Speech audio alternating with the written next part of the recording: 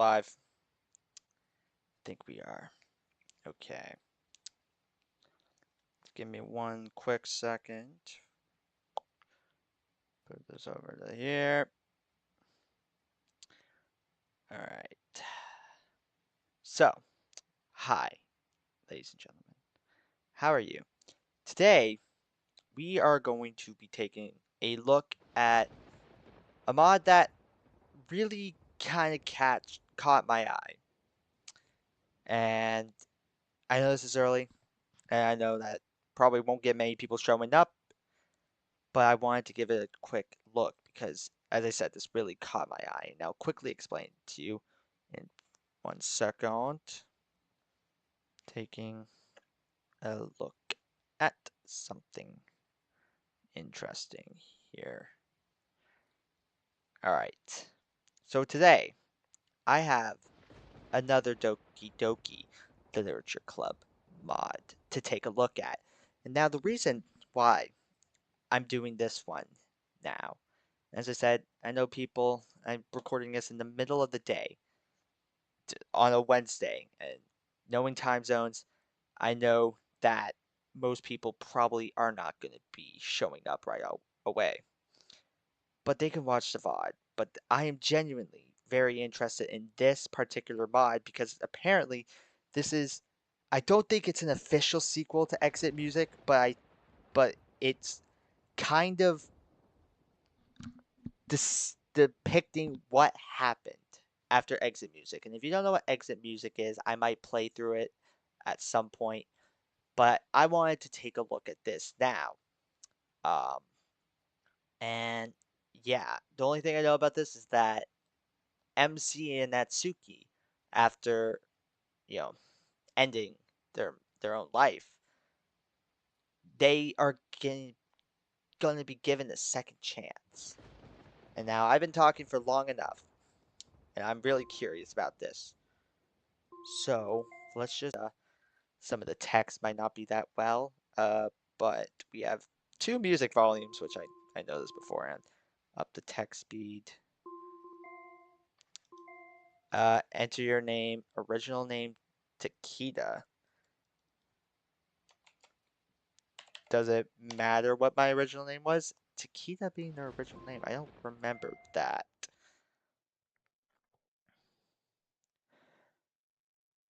15/11/2019. Was that when we killed ourselves? Uh, it's already daylight. This is my first day back at the club. It's all my fault. I'm trying to remember exactly what this is. This I don't know. I'm heading to the bathroom. Woo, okay. That's pretty nice. That's a nice bathroom. Oh, that's right. I haven't cleaned up. Her dried blood still stains the tiles with broken glass all along the floor. I hear a crunch under my shoes as I head to the sink. I splash my face with water from the faucet. Oh, god damn it. This phone sensor. I love this phone. Glad I have it, but like, ugh. Uh, I splash my face with water from the faucet, trying not to see myself in the mirror for too long. Look at yourself. You're disgusting. It's your fault. You should have called the police as soon as, but you didn't because things got. Oh, you were lazy and you didn't, idiot. It's all your fault. I can't take it anymore. I leave the bathroom, but the faucet's still running. Back in my room, my uniform is waiting for me. I change quickly. So is this after Natsuki ended it? I really will have to go back and replay through Exit Music, even though I know what happens. Already undressed, I noticed all the dirt accumulated on my clothes from not showering. Natsuki was always so neat, so she wouldn't allow something like that for anything in the world. Natsuki. Taking a last look around, I go downstairs and out the door. Alright. The school was a nightmare. The lack of music is like really getting me. I wish I had like a like I wish I was able to show you guys the like the disclaimer screen that they like had at the beginning of the game that they as they do in every Doki Doki Literature Club thing because it was very interesting. Of course, there were teachers and students coming around offering me someone to talk to if I needed it. False sympathy. So this is after Natsuki and killed herself. But like, why is our bathroom have dry blood? I don't remember her doing it in our bath. Okay. Supporting the needy to make themselves feel better. But during the previous course, they wouldn't speak to me. I hate it. Despite everything, I think coming to school was worth it. I could go back to the literature club, although I doubt it will ever be the same as before without her. I opened the door to the club room. Ah, hi, Monica. Oh, Ryan. How are you? Dumb question. We're all here for you. Talk to us if you need anything, okay? Monica gives me a weak smile. I understand what she pretends, but fake sympathy is the last thing I need right now. I don't think it'd be fake coming from them. I can't help but be drawn to the closet. That makes sense. Even though I know full well what that if I set foot in there, I'm going to break down completely. I sit down at a table near the corner of the room next to the entrance to the club. What? Why, Ryan? Are you okay? I nod to Sayori, trying to politely push her away. I don't want anyone's sympathy right now. I can feel my vision becoming blurry from tears. I duck my head to avoid anyone noticing, closing my eyes. Ryan, are you sure? Ryan, please say something. I'm all right. I'm. My damn voice breaks. I feel a warm hand on my shoulder. I want to pull away, but what's the point? Her hand lifts my chin. You'll be fine, Ryan. Time heals all wounds. I, I'm. What they're saying is true. At least what Monica is saying, because I know that firsthand. But like, I, with how much this main character loved Natsuki in Exit Music, this is not what he wants to hear. I can't hide my disgust at those words. Do they really believe what they're saying? The love of my life has been taken, ripped away from me without being able to do anything. And they think it will magically pass? I can feel the tears streaming down my cheeks. Things aren't alright. She's gone. Don't you understand that? Or was she so disposable to you? Oof. I lay my head on my arm, resting on the desk. I didn't mean to burst out. I can't help but feel even worse. Alright then. I'll leave you alone. Asshole. Oof. Sayori, you do realize what's going on, right? Yes, I do, but that doesn't mean. That's enough, Sayori. Leave him alone. It's okay, Sayori. I understand. Yikes. Okay. I've been sitting for an hour doing nothing in particular. I can't stand the urge to go to the closet anymore. I have to see it. I have to go one last time. I get up determined. Monica stops me halfway. Ryan, are you sure you'll be okay going there? Well, I guess I can't stop you. Don't push yourself too hard, please. Yep, the infamous closet. I walk in, dropping my backpack on the floor. The rest of her manga collections are still here. I never took them to our house. Our house? Oh, that's right. They were living together at the end of X. I really need to replay Exit Music. I close the door, looking outside the living room, under the window, where I met the real Natsuki, who I fell in love with. I collapse onto the floor near the window. I can't control my tears anymore. I just, I just want her back. Man. Ryan, I understand how you feel, but it's almost the end of the day. We have to leave soon. Monica is standing over me, trying to talk to me. I avoid her words. Sighing, she extends her arm in my direction. Reluctantly, I get up on my own, ignoring her help. Sayori is already gone. If you want, I'll walk you home. I was about to question where Yuri was, but if I remember correctly from Exit Music, yeah, definitely got to replay it. Yuri definitely caused something. I just want to make sure you get well, Ryan. This is horrible, and we all hate to see you go through this. That's why we're doing our best to help. You don't have to. Ryan, don't tell me you're considering. You know, I'm not. I'm fine carrying this. I deserve it. It's all been my fault. Ryan, why? Why do you keep blaming yourself? Because it was my fault. I should have called the police as soon as I knew what was going on. I didn't because he wasn't home or something, and we were enjoying the time we had. I had the perfect opportunity to give her a better life, and I blew it because of my arrogance. And now, Natsuki is dead, and I'm rotting in the worst hell I could imagine. Are we gonna relive MC committing? Ryan, this isn't right. You can't live like this. Come on, I'll walk home with you. I need to use the bathroom first. Okay, I'll wait outside. We walk out of the club room together without a word. Malika takes a seat on one of the benches in the hallway. In the bathroom, I go into one of the cubicles. I drop my backpack on the floor and awkwardly open it. I search for my poem buried deep inside it. Last sighs. So there we were together, a white room beside a window, where the sun rose, regardless of the outcome, regardless of the cost. I wanted nothing more than the best for you. Your little hands, your crazy cat-like smile. Everything was perfect, just for a short while. But everything crumbled, because you had to go. And now that you're not here, I have nothing left. I didn't give my best, and now we pay the price. In my life, a great darkness comes, and there's no place left to hide. In my heart and my mind, the places you used to reside, rest a deep silence, caused by your absence. For me, this is it. How did I let this happen? Guilt holds me like a ghost, regret drags me like a storm, calling an impulse I am unable to resist. In my darkest hour, whatever happens next, I really messed everything up. I can't bear my conscience complaining. Works with my sanity. I run backward and covered my ears for my deepest depths. God, so this guy, he's going through it. But it's the loudest sound I've ever heard. Maybe a deep dive to face my fears will help me be back in your arms. Now I'm sailing on the moon to go and be with you again. Yeah, that's awful.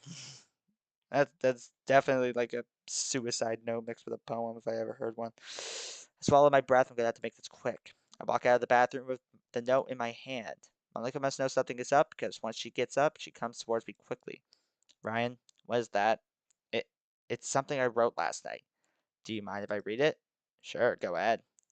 I hold the note out to her. She grabs it with her warm hand and returns to her seat on the bench to read. A couple minutes pass, during which she fixed her eyes on the paper. By the time she finishes reading, a few drops slide down her face, as if she's on the verge of collapse. Well, yeah, it's not a subtle poem, but she doesn't even have time to mumble my name because I'm already leaving the school. Ryan! Yep, okay. I hear that echo behind me as I run into the street out of her sight. Oh, God. So we are living it again? We are living the. It stopped raining. At this point, it's adrenaline that drives me to my destination. I know where I'm going, but I need to make sure I don't run into anyone. I'm not far now. I hear a siren of a couple of streets away. Seems Monica has made them aware of my intentions. Anyway, it doesn't matter anymore, because I've already arrived at my destination. Oh, man. Oh, nah. I stand in the middle of the bridge looking at the water. I tried to control my breathing without success. I failed her. I said I would always be there for her, and I failed her. If I could have done things differently. But it's too late now, and I know the girl I loved is gone for all eternity. I fall to my knees, gripping the railing with one hand. I raise my head, looking out over the great body of water. I pull myself back to my feet with what little strength I have left. An intense wave of clarity stops my sobs. I hold my breath for a moment, letting out a shaky sigh. I climb onto the ledge. This is what has to happen. I was doomed from the beginning. I wish I had never been born not to feel the pain I feel right now. There's not much more I could do now, but I still have one last option. Ryan. I turn around and see Monica running towards me. It looks like she found me. I bring my heel close to the edge. Ryan, no! Monica clings desperately to the lapels of my jacket as I put up a feeble resistance. She throws me to the ground with great force. Ryan, listen to me. I'm not going to let you go for 1 second. Just please, don't do this. Let's talk about it. Ryan, this this is not the solution of to what happened, Ryan. This will make everything even worse. Do you understand? I Ryan, this is not how your life should end. Please.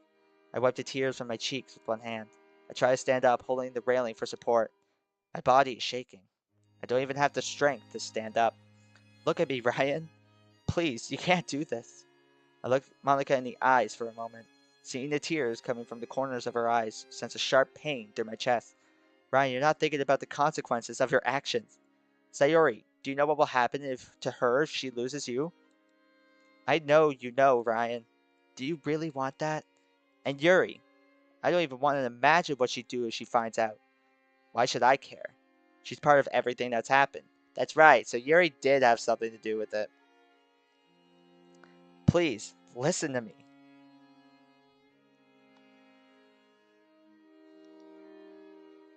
Oh, okay. Well, mentally exhausted and not knowing what to do, I agreed to leave with Monica. That's what Natsuki would have wanted, right? Thank you, Ryan. God knows how Sayori and Yuri would have reacted. Monica, let's go back, please. Monica takes my hand, leading us away from the lane. Where do I turn on my heel? We all love you, Ryan. We will always be here for you no matter what. Together, we will help you get through those rain clouds. I let go of the railing, following Monica's example. No. Push her with all the energy I have. I grab Monica by the shoulders and push her as hard as I can. She loses her grip on me, shaking and almost falling to the ground. As Monica realizes what is happening, she lets out a scream and crawls to my feet. No! I must do it as my only escape route. I can't control my actions anymore. I'm coming, Natsuki. I run to the railing of the bridge and jump. Oh, we are reliving it. Okay. As I begin the journey to the large body of water, I remember the times Natsuki and I spent together. Our first time reading together. When she first said she liked my poems. Cooking together. When she told me she loved me. Natsuki, if you're listening, I'm going to... So we did relive it. Alright. Oh, great. Drowning noises. That's a great extra touch. Glad you put that in there.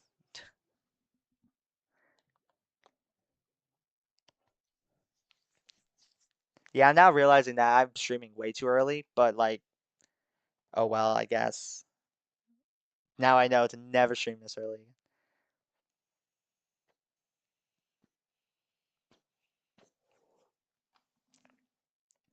But well, there's a VOD for the reason. But now I know.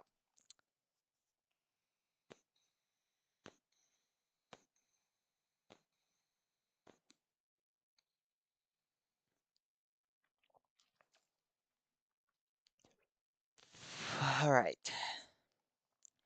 Weightlessness takes over me. I open my eyes slowly. I am inside a red ocean. What? I don't feel drowning. I don't even feel like I'm swimming in water. It's like levitating. I am naked. I feel small, warm female hands brush against my back and embrace me. I don't look.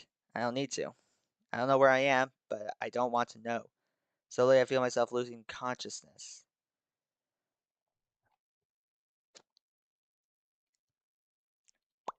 Damn.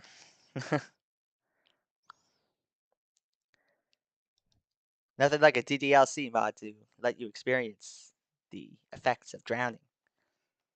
I wake up in a strange place. It looks like a forest.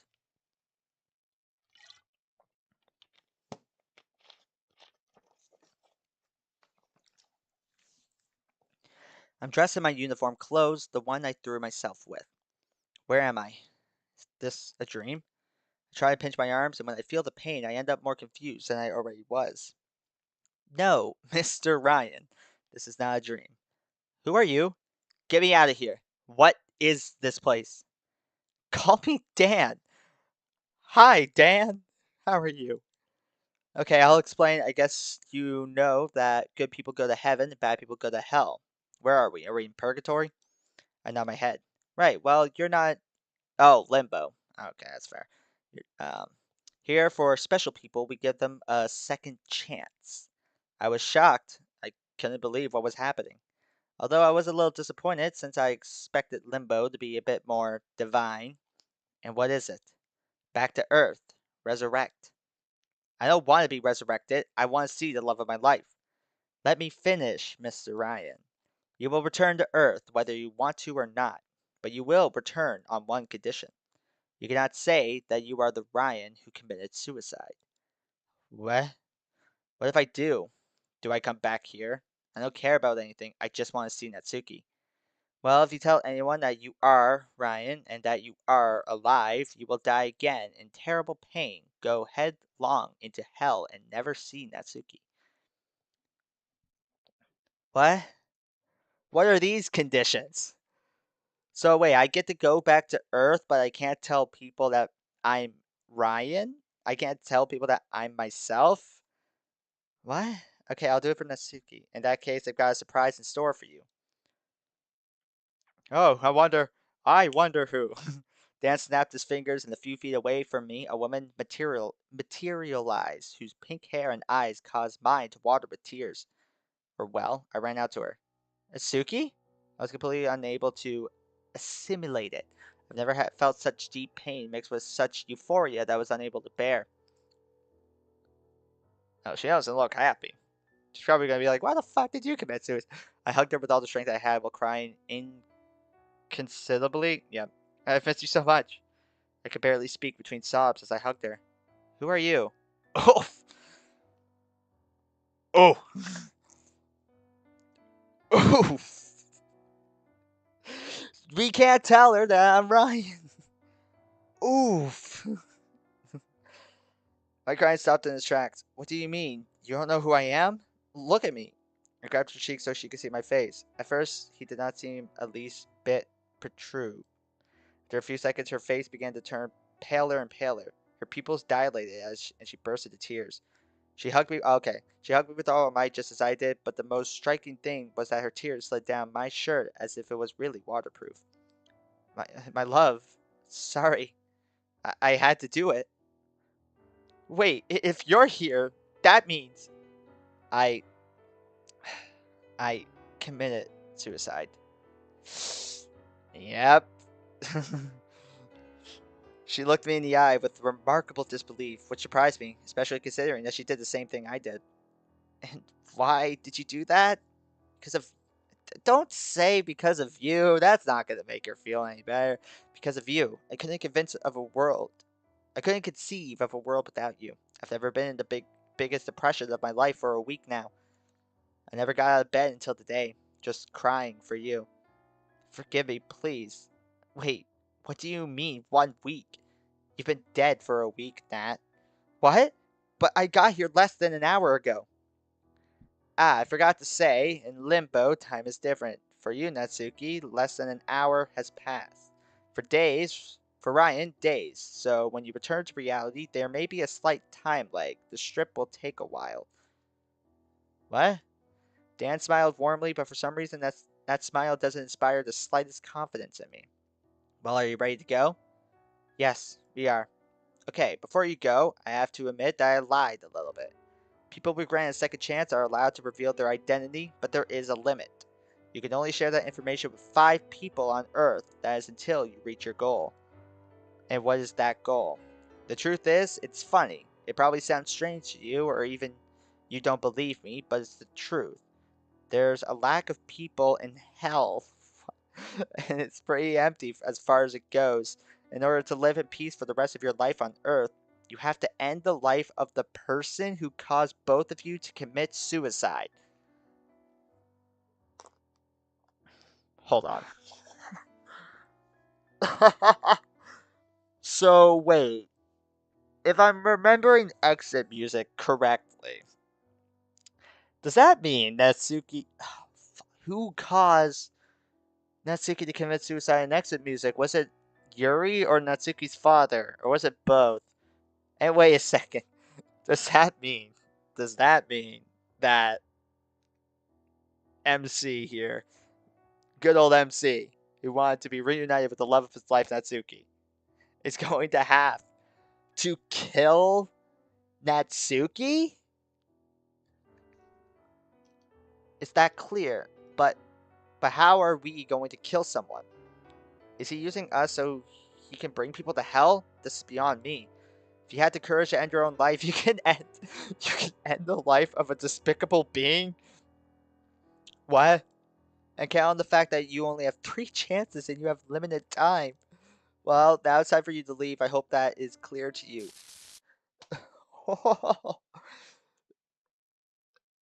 So I think Natsuki has to either kill Yuri or Natsuki's father, and that means MC has to kill Natsuki because I don't know, man. I felt a prick in the back of my neck and fell unconscious. Ugh, what the? I woke up numb and sore. I was on the bridge from which I had jumped a few minutes ago. Next to me, on the grass, was a tombstone. I approached it and read the What? Here lies Ryan. When your voice is silent with death, your soul was still speaking. Huh? I realized that I must have been dead for a few days and they had put my tombstone near where I died. I didn't appear in the cemetery, so I suppose Dan could place us anywhere, regardless of the body, and in this case he placed me near my gravestone.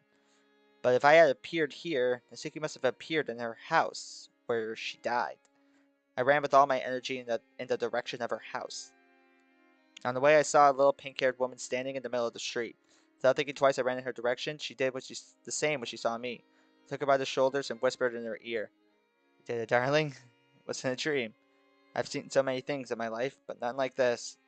But what difference does it make? I'm with you, and I don't care if I'm alive or dead, as long as I'm with the love of my life." I know. We're back. We remained in that position in the strictest of silence for several minutes. Finally, she spoke. Nasuki, you're kind of wobbling. You still love me? With all my strength, Nasuki. I love you too. We only have 5 people to warn, and I'm already thinking of 3. Calm down, love. If we succeeded, everyone will know. But we need to find the person who caused our death. Your father. Exactly. Let's see if Sayori is still at home well, or if she didn't do something stupid. So it is just the father, but isn't my character Natsuki? Isn't Natsuki the one that caused me to commit suicide? I'm too mentally exhausted to look at them in the face right now. Is something wrong? I don't think I could look them in the face again right now after the incident. I still can't get Monika's scream out of my head after I jumped. I need to get some rest from all of this. It's okay, honey. We'll rest, and tomorrow we'll see what to do. Okay. By the way, where are we going to sleep? F the What if the mismatch Dan commented was if the mismatch Dan commented was true? We don't know what month, year, or century we are in. Possibly my house is currently occupied, and even if it wasn't, I don't have the keys. And yours. We don't lose anything by looking. If no house is good enough for us, we can go to sleep in the park. We have to do what we can. When we finish our work, we can go anywhere in the world together. A mischievous grin broke out on his face? Okay, well, let's get going. Natsuki and I marched in the direction of my house holding hands. Okay. On the way, we stumbled upon our old high school. It has changed a lot. The time lag was true. Just looking at it brings back old memories. Okay, so now that begs the question, what time frame are we in? When we were in the when we were in the club all together, without many worries, when we were happy. A tear springs from my eyes without being able to help it. I wish with all my soul I could go back to the club days. Natsuki extends her thumb to wipe away the drop of water flowing down my face. I understand how you feel. I would like to go back to those times, too. But we can't get stuck in the past. We have to face reality and move on as best as we can. This is probably the last chance we have to be happy again. So let's not waste it. This is the woman I fell in love with, without a doubt. She has changed a lot since the first day I met her. I noticed her much more determined and self-confident, as Monica was. Okay, I'll do it for you, my love. That's the way to talk. After a momentary break, we continued our tour. Well, here we are. Unin- Unintelligible noises are heard inside the house. Shit! I think somebody is staying here. Let's get a little closer to make sure. Wouldn't that be an invasion of privacy?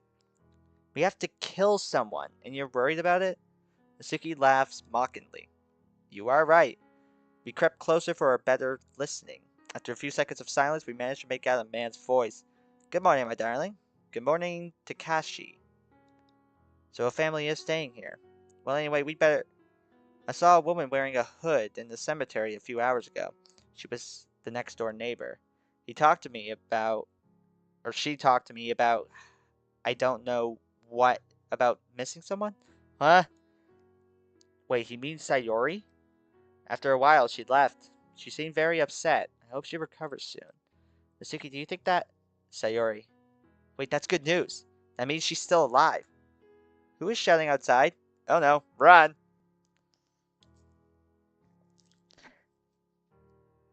I am a little. I'm kind of just a little confused about what all of this is going on. I can't anymore. I'm sorry. I overexcited myself too much. We stopped for a few seconds to catch our breaths. That's okay. At least we know who we should visit first. Let's go to your house now and see if we have any luck with that one. Man, I really need to play exit music. I don't remember this custom art. This is sick. The house is preserved just as well, just as we remembered it. We looked in and saw that the interior was empty, both of people and furniture. Looks like it's our lucky day. Let's go inside. But how can we get in if the door is locked? Maybe we can tear it down? We don't lose anything by trying. We took a run, and on the count of three, we ran in the direction of the door. It gave way, and of course, we both fell to the floor. Are you okay? More or less. Let's go to my room. We'll sleep there. What? I thought you said there was no furniture. This is a perfectly stocked room. Are we sure it's abandoned? The room was practically the same as the last time I saw it. The last time I saw it, it was when Natsuki. That memories of the past come to my mind. Seems that no one has entered after my suicide. The room is practically untouched, which is very strange since they had to clean it and remove my corpse. Wait a minute. Maybe Natsuki begins to rummage around the room. At a point, she made her way to the bed. Ryan, lift the mattress for a moment. I agreed, not knowing what had bitten Natsuki. She pulled out from underneath a pink metal box with cupcake-shaped patterns. Good, still intact. It's great for us. What is that? It's a box I left in case I ran away from home one day. As far as I remember, there's a Parfait Girls manga, a wig, and clothes to cover me up. What? It's only if only 5 people can know of our existence, we'll have to keep a low profile. It had completely slipped my mind. No one except the girls can know we are alive. I think they won't recognize you if you take off your school uniform because with your 3-day beard, you look like someone else. I'm gonna go put my clothes and see if they still fit. She put it on over her what? They are Spanish, so they probably stuck everything into translate mostly. She put on over her current clothes a blue sweatshirt, black long pants, and a brown wig. Hmm. I don't know what it is. I was able to be used to seeing Natsuki as a blonde, but Natsuki as a brown hair, that doesn't look right.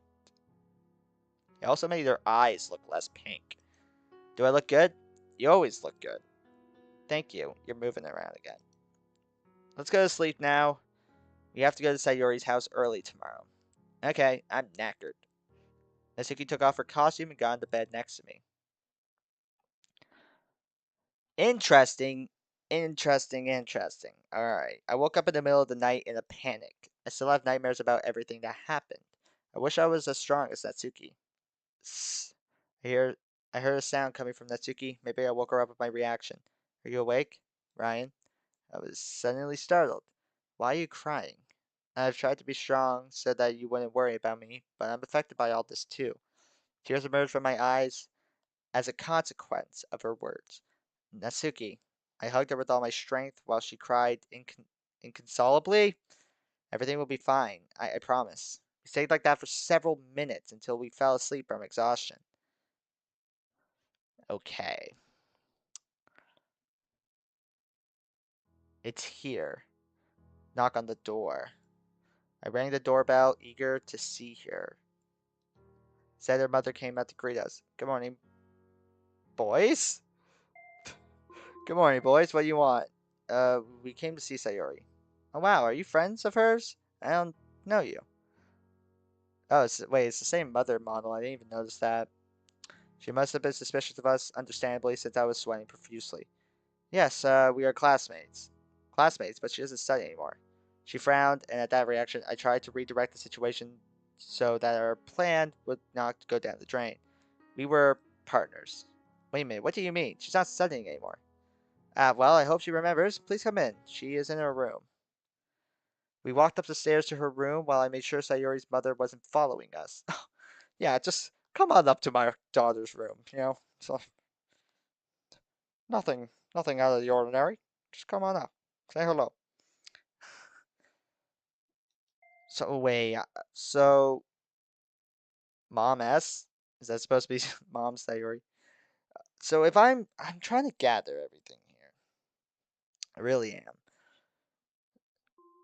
Because the first question that's coming to my mind is when the hell, where the hell did our time gap place us? That's my question.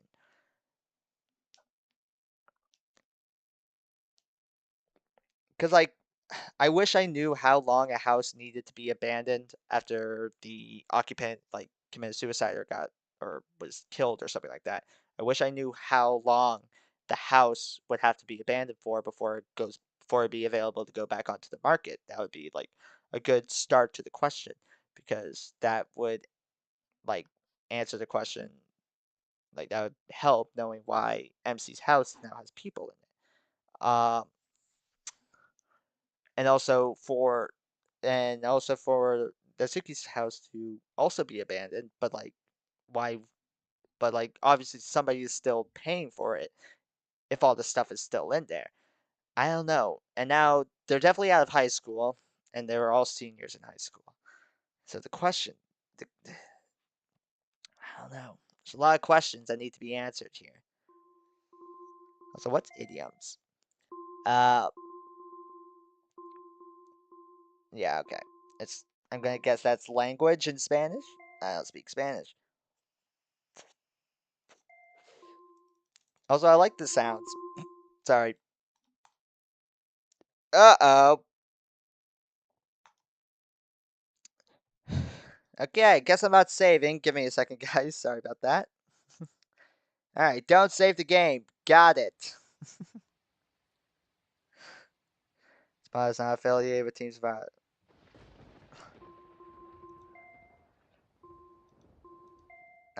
Do I? I'm gonna have to skip ahead, aren't I?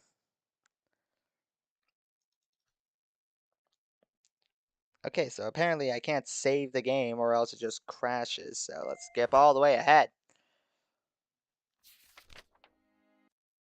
But the idea of this, of like getting a second chance, no matter how you like, if you think about it in a way, it kind of defeats the purpose of everything that happened in Exit Music.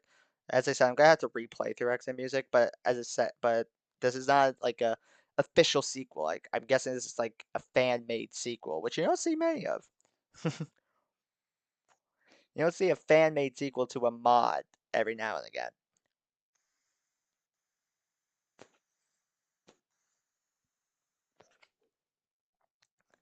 But I'm not complaining, especially if it's a mod such as Exit Music, which really didn't even give you a second chance for a sequel. The only possible sequels that you could have was like the club's POV going from that or giving a second chance.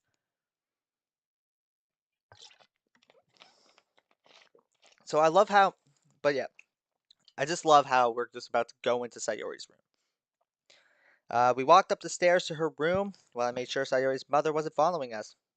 I gently nudged Natsuki, indicating that she could take off her wig and the clothes she was wearing so Sayori's mother wouldn't recognize her. I looked for the courage to knock on her door, but didn't find it. The one who did find it was Natsuki. We're to come in, Mom. She thought we were her mother. Wait, Nat, you know Sayori is very sensitive and doesn't control her emotions, don't you think?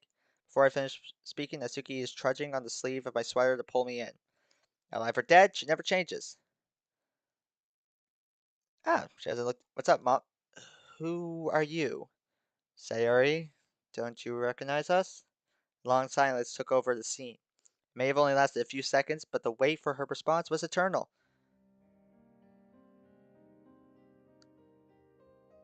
What? This is a switch. Uh, oh right, of course. It's always me. What have I done to deserve this? Every day of my disgusting life, I have hallucinations of the two of you. I don't know when my brain is going to assimilate that I don't believe them anymore. Oh, 3 fucking years of my life thrown away. Every day I see you two. So go back where you came from. I'm sick of it. Someday I'm gonna cut my veins off. I can't take the hallucinations anymore. Her eyes were shining, and a small vein stood out of her forehead in fury. Both Satsuki and I had been petrified at her reaction. Wait, 3 years? Okay, that answers that. Sayori grabbed a bottle of pills and swallowed a handful at a time. Within seconds, she threw the boat to the ground. These antidepressants are useless. Oh, so she just took a bunch of antidepressants. Oh, great. Are we gonna lose Sayori because of an overdose now? Sayori collapsed mentally and moved about her room with a strange attitude, as if mixing a show with a schizophrenic. As if mixing a show off with a schizophrenic. Just grab her. Hallucinations can't touch you. Sayori, we are not hallucinations. Sure, that's what all hallucinations say. But then it turns out that my mother doesn't see them, and I can't even touch them. Like, sorry, yeah, there you go. Sari threw her right index finger on my cheek and her left one on Natsuki's cheek, hoping to pierce us, as if we were ethereal ghosts. But words stopped coming out of her mouth when her fingertips collided with our face, as she didn't pierce us. Her face turns the color of snow, her hands began to shake uncontrollably, as did her legs, whose knees barely became so weak they could barely support her trembling body. The side of her face caused my stomach to prickle, as it showed the most heartbreaking expression of sadness I've ever seen in my life. Within seconds, the deep silence was broken by a noise on the floor emanating from Sayori. She had peed herself. Okay, then. I can't stand this image. Sayori gives me a horrible feeling that drills my brain with guilt. Sayori, we're very real. We are back. I hugged Sayori, not caring that she had just peed herself. But she doesn't reciprocate. It was like a hug. It was like hugging a jelly, and all that came out of her mouth was unintelligible noises. What? What? Poor Sayori couldn't take it anymore and fainted in my arms. After making sure she was breathing, reacting to stimuli, and that her heart was beating, we laid Sayori down on her bed, and while I pretended to go to the bathroom, Natsuki changed her underwear. Oh, fair. We can't let her mother know, or the worst will happen. After about 15 minutes, she woke up. When she saw us, in less than 3 seconds, her eyes flooded with tears, and she jumped into our arms as if she had never fainted. Uh, oh, got her changed into that. Alright, cool. I knew you would come back. I knew you weren't dead. No, Sayori. We were really dead. So, how come you're here? Sit on the bed. We'll explain everything. Oh God, King. World of Dreams flashbacks. 20 minutes later. Let me see if I've heard. Have you been resurrected? Something like it. But how is that possible? You never changed, Sayuri. We've been explaining everything to you for a long time, and you haven't understood? I understand what you mean, but why did you wait 3 years to come back? Are you sure it's been 3 years? Almost. You died on November 15th and 22nd, 2019, and it's September 2022. Confirmed. It's been 3 years since we last saw her. Well, of course, the trip Dan talked about was long. Natsuki looked me in the eyes, as if seeking confirmation that I also heard the same time lag in mine. Well, Sayuri, we were only dead for a couple hours. Time in limbo is different. And you can only tell 5 people. Now only 4. So I'm the first. Exactly. And you know who 2 of those 4 people are going to be. Monica and Yuri. Exactly. But we have a problem. If it's been 3 years, how can we know where they live or what they're doing now? So if you know where they are, could you say? I haven't spoken to them for months. I don't know exactly where they are, nor do I have their phone numbers. I only know that Monica is in the capital, although I don't know exactly where, or at least she was there the last time I talked to her. Well, we have our next target. It will be difficult to find her, but we don't have a better option to contact her. Yeah, and knowing Monica, she probably has an important job there, so it shouldn't be too hard to find her. Well, that's all. Let's find the leader. Suki exclaimed with joy, but after a few seconds of re... what? Reconsideration, her ear-to-ear grin faded. How can we go to Tokyo if we don't have a single yen? Besides, we will have to pay for food, hotel accommodation, and much more. You're right. Sari started looking for money all over the room like crazy. We helped her in her task, finding a few yen. It's not even enough for a single ticket. Started to think about how to get the money. Hey Ryan, is your bank account still working? I don't know. I have a lot of money saved, but that account must have been inactive for a couple of years. No harm in looking, I'd say. Well, I guess you're right. You say that phrase a lot, don't you? Shut up and let's go check it out. But the nearest ATM is a long way from here, so it would be better to check with your mobile phone and withdraw the money at a station. But I have no idea where it is, so I doubt we'll be able to find it today. Your phone? Sari stood up in the direction of the drawers in the room. Oh, she kept it. Oh, that's depressing, but hey, at least she kept it, I guess. From one of the drawers, she took out two cell phones, one pink and one black. Wait a minute, those are our cell phones? Where did you get it? I had it. Well, when we found you, we kept your phones as souvenirs. But when our paths parted, they were given to me as a treasure. Every day I would turn them on to make sure they worked perfectly and didn't run out of battery. And I waited patiently for a call, message, or anything that would give away that you were still alive. I was really looking forward to the day when I could return them, and it has finally arrived. Sayori. We both hugged her with all our might. Now please, Ryan, check if the account is still active. I I doubt a bank account could be left for 3 years without being active. Maybe actually, I don't know. Depends on how much money was in it, I guess. That's also a good question. When it, I don't know. I grabbed the cell phone and checked that it was still working. Good, it's working. We all exclaimed with joy. We could now go and get it. How much money is in there? 1.3 million yen? Time to do it. Hey Google. Hey Google. How much money is 1.3 million yen to Canadian dollars?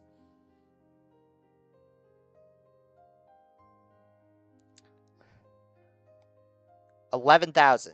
That's $11,000. That's a good amount. That's a good chunk of change, I guess. But that I don't know. Hotels are expensive.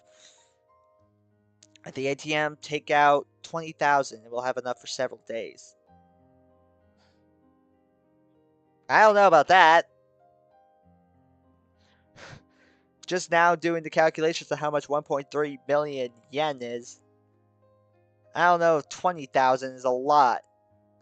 I feel like, whatever. Prices could be different there. Well, case solved. When we get to the station, we take out the money and we focus out on looking for Monica. But like, wouldn't the people at the bank realize that money was taken out of an account that wasn't accessed for 3 years? Uh, I don't know. Well, let's get going. Yes. And with a big smile, we set off for the nearest train station. Also, I don't know if this is just a demo. We're about to... Okay. Maybe this is actually a full mod release, which is rare. Natsuki was asleep on my left shoulder. Sayori was looking internally at her cell phone. Or intentively? Maybe I was supposed to be like intensely. Trying to brighten up the trip. Got it. It had been 2 hours since we left, and after about 25 minutes we arrived at Tokyo JR Station. I woke up Natsuki. Honey, we're here. He opened her eyes. He opened her eyes, okay, and looked at me softly as she smiled. Her pupils give off an almost unearthly glow, and daunted her lack of sleep. I don't know. By the time she got up from her seat, Sayori had already left the carriage with her backpack. We took ours and left the station. Looking at the time, 19:30. It was time to go. It was time to go to dinner. 19:30. That's like 11, 10, 9, 8. So it was like 7:30. Not quick math. Oh, wow, Tokyo looks great. I've never seen it before. I saw the city in awe. There were skyscrapers at every step you took. Girls, what do you say we go out to dinner somewhere? That's fine with me. I haven't eaten for a day and a half. And also, she's still wearing this? And her mom was just okay with her going to Tokyo? Let's go with two people that her mom doesn't even know. Let's go some place where we can sit down and look for a hotel with a restaurant, if possible. As we strolled along, Sayuri searched for nearby hotels on her cell phone. When we reached a park, she raised her head and spoke. Guys, I found something. H&K Hotel, 300 meters away, 4.2 stars, opinion, and we could stay for 3,000 yen per night. What do you think? Without a word, we headed there. Is that 3,000 per person? So it'd be like 9,000 a night. Upon entering, we found a very beautiful hotel lobby. A leather carpet decorating the floor, a huge window just behind a group of leathery chairs adorned with paint forming a false cross-stitch rug. A marble reception table and a replica of a large-scale vertical format painting by Tomoski Tanasi, yep, behind the receptionist. Upon seeing us enter, she greeted us with warmth and friendliness. Good evening, how can I help you? We would like to rent a room for 3 for 2 nights. Perfect, excuse me for a moment and I'll look for a free room for 3. After a few seconds of typing on her computer, she spoke again. Great, room 109, 3 people, 2 nights, and that would be 18,000 yen. I took a 10,000 yen bill, a 5,000 yen bill, and 3 1,000 yen bills out of my wallet and placed them on the reception desk. Glad you had to be glad you were specific about that. Perfect, what's the name I shall give the room? In the name of and Shinara Sayori. Good job. Good plan. Good interception there, Sayori, actually. Well, that's perfect. Enjoy. She handed us the keys and we all said goodbye. On the way to the elevator, my curiosity got the better of me. Sayori, why did you give your name so suddenly? Haven't you noticed the receptionist was looking at you and Natsuki a lot. I think she was suspicious, and if you gave your name, you would have been sentenced. Everyone would already know that you are alive.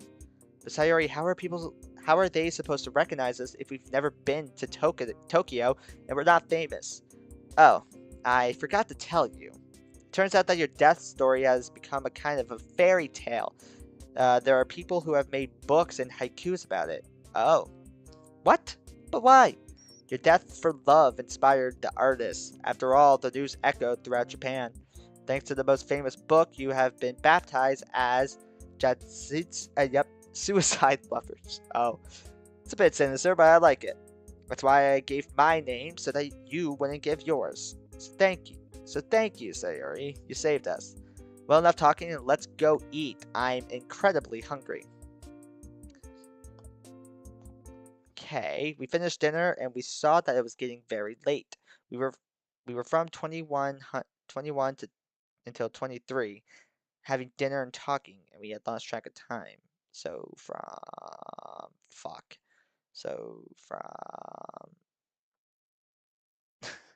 I'm not stupid. So you would finish at 11 minus, so from 9 to 11. There we go. Fuck. Sayori proposed to go to sleep, and we accepted without hesitation. We were shattered. It had been a long day. Tomorrow we would investigate where to find Monica. I keep biting my fucking tongue. Nice hotel room. When we got to our room and entered, we were very surprised to see beds and not futons. The girls were very excited too excited to be just beds. What? Too excited to be just beds? I'll take this one. Sayori pointed to the bed attached to the wall. Well, I'm the one in the middle. What a difficult decision. Which bed do I choose? The one that's left or the floor? The three of us laughed, but Natsuki interrupted the group laughter. Okay, guys, I'm gonna go brush my teeth. Nice bathroom. Sayori and I followed Natsuki and found a rather small washroom. The floor tiles were brown, the mirror was spiraless, and the lights were dimmable. On top of the sink were three apparently new toothbrushes, toothpaste, and plastic cups. I've never been to a hotel that's given a toothbrush. And I've been to a good amount of hotels. Maybe they have, but I just don't remember. Toothpaste, I know is common, but we brushed our teeth together in a hurry as we were very sleepy and went straight to bed. I closed the window and dressed only in my t-shirt and boxer shorts. I went to bed when they had already fallen asleep a while ago. Suddenly, in an unwavering silence of the night, I heard thunder crashing. There was a thunderstorm. More and more rumbles began to fall until, in one of them, the faint light of the lightning illuminated Natsuki trying to get out of bed without making a noise. I, startled, whispered to her, Natsuki, what are you doing? I've been waiting for this for 3 years. Natsuki climbed on top of me, straddling me. I began to unbutton my shirt. Yes, let's have sex right next to Sayori. Suddenly, another flash of lightning illuminated her sensual figure. She was almost like a little tigress. I began to feel. Okay. I began to feel her nipples hardening on my chest through her shirt. It was very arousing, but something was wrong. Natsuki, we can't do this. Sayori's right there. And we might wake her up. Don't worry. If we don't make noise, she won't find out. Okay. The gentle morning breeze woke me from my sleep. It was a nostalgic sensation, but unfamiliar at the same time. The smell of dew mingled with a sweet and delicate aroma, which, although it was not the first time I smelled it, I was not able to recognize it at all. My hair moved to the sound of the carpish swaying of the wind in a dance that tickled my forehead. I felt a strange pressure in my chest, and when I looked up, I saw a little pink-haired girl fast asleep on top of me. I stroked her hair and sighed deeply. Suddenly, a question took hold of my mind. Why did I feel the wind? I looked towards the window next to my bed and found it wide open. Doubt ate at me. Why is the window open if I left it closed last night? I had not yet found a logical reasoning for the fact when I heard a kind voice that answered my question before I even asked it. Good morning, lovebirds. Natsuki also woke up. Oh, that's a nice shirt. And woke up noisily. When she spoke, she denoted a tired and sleepy voice, at the same time very cheerful. Good morning. Good morning, girls. How did you sleep? Pretty bad? But well, today's going to be a long day. That's right, so we better get up now. We have to make the most of this morning. That's right. Let's have breakfast. Natsuki, in one leap, released my chest and allowed me to get up. I thought about making the bed, but remembered that there was a room service, so I didn't waste much time. Wow, you have to make the bed. Oh, wait. Ah, after putting on our street clothes, we prepared to go down to the dining room, but suddenly Sayori grabbed my right wrist. Suzuki didn't notice, so when she saw that we didn't leave the room, she asked, "What's up, guys?" "Nothing. I just want to look something up on the internet and I need Ryan's help. Go to the dining room. We'll catch up with you." She's definitely going to hit us with the "I heard you two last night." It's very obvious that Sayori was lying, but Natsuki's innocence did not detect the deception. Alright, don't be late. It's definitely gonna. She's probably gonna like be like, "I can't believe you're back," or she's gonna hit us with a "I heard you." Natsuki. Natsuki walked out the door, leaving us alone in the room. Sorry, let go of my wrist, and her facial expression changed. From an unwavering smile, she went to a face so neutral it was frightening. The corners of her lips were immobile, and her eyes conveyed anger and helplessness. Ryan, oh no, that's a name I haven't seen in a while. Is this the one and only Dean? Dude, holy shit, I've not seen you in a hot minute. What's going on, man? Unless you're somebody else with a very similar name, but I'm pretty sure I remember that name. It is you? Hell yeah, man. What's going on, man?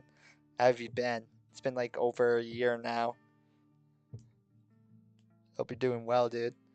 It's been close to 2 years now at this point. You are the same person? Okay, cool.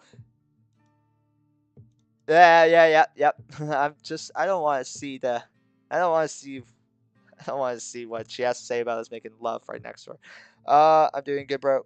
I somehow got this vid and recommended it about somehow. How is I don't know. How am I doing? I'm doing okay. I feel like a lot has happened since the last time we talked. I feel like I'm pretty sure I went through my whole relationship without even hearing from you.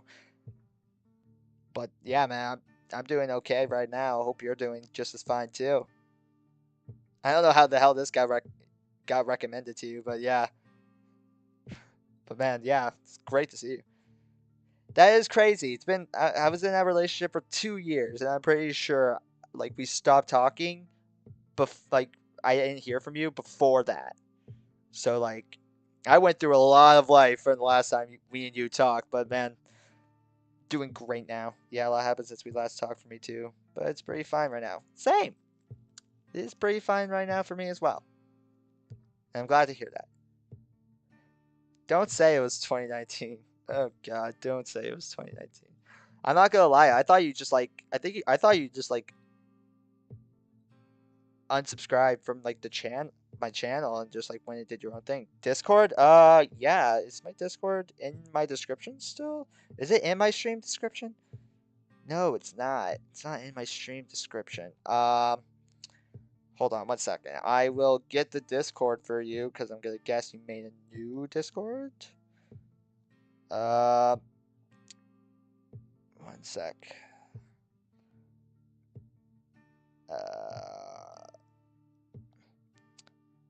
No, let me look up my profile. God, this Discord mobile update, I freaking hate. Uh, is there no numbers anymore?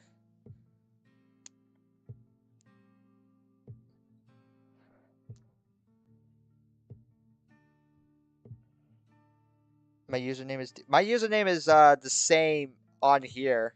It's just Ryan MCQ. Um, Hold on. The people who are watching this VOD back, which I realize that the only way other people are going to see this is the VOD, because I realized that I'm streaming this way too early. But one second. This is important. Friends, add friend. So wait, can I just do it like this? Add DA.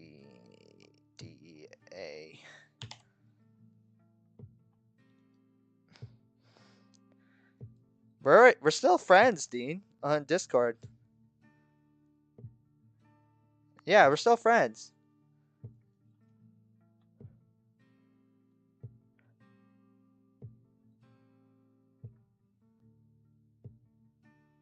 Yeah.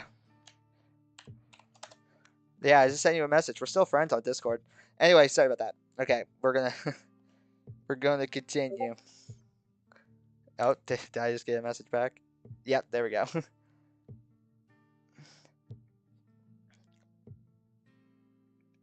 You left me on red for 2 years, for 3 years now, Dean. No, it's all right.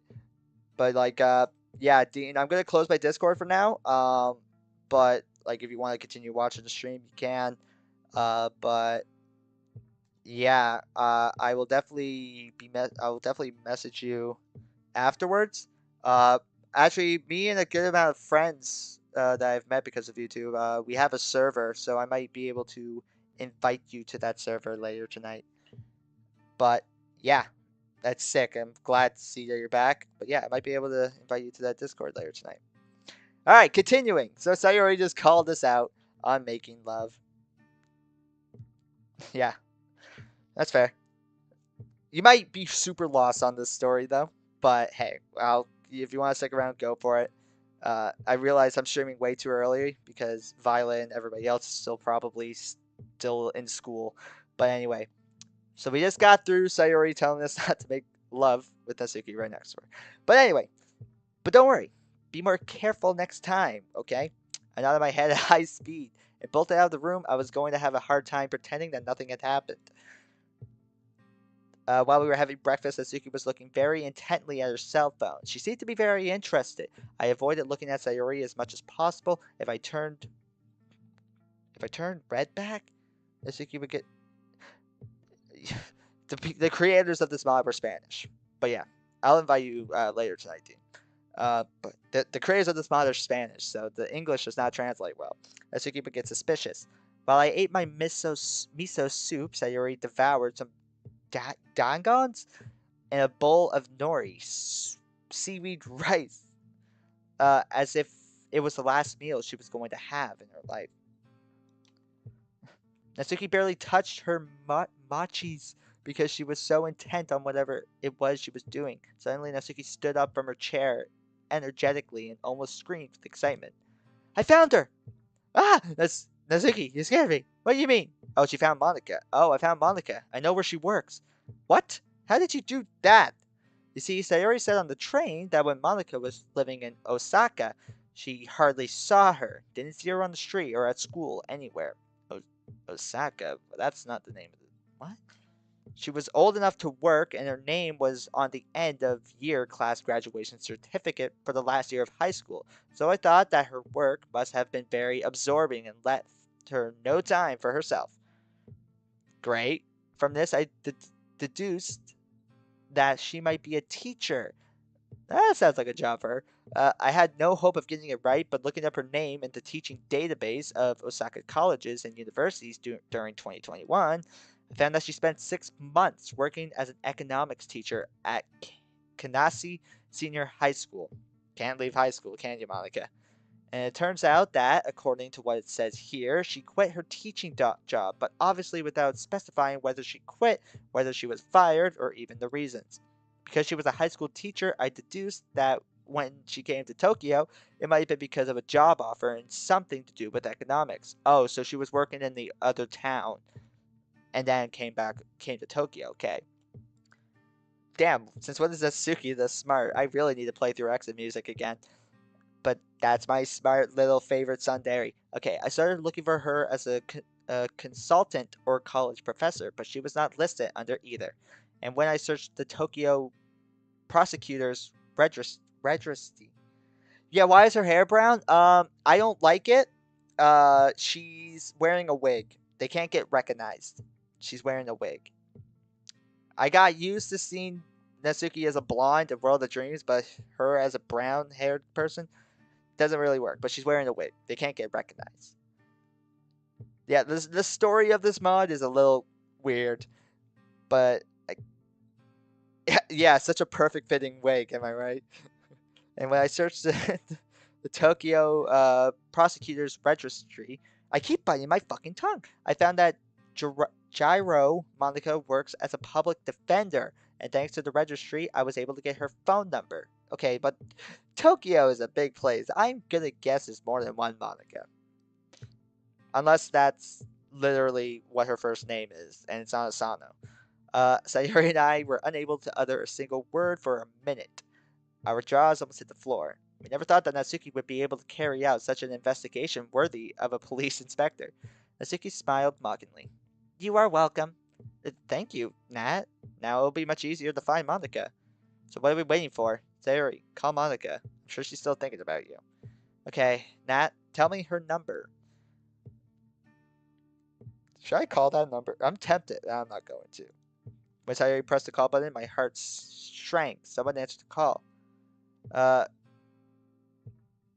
Mac... What?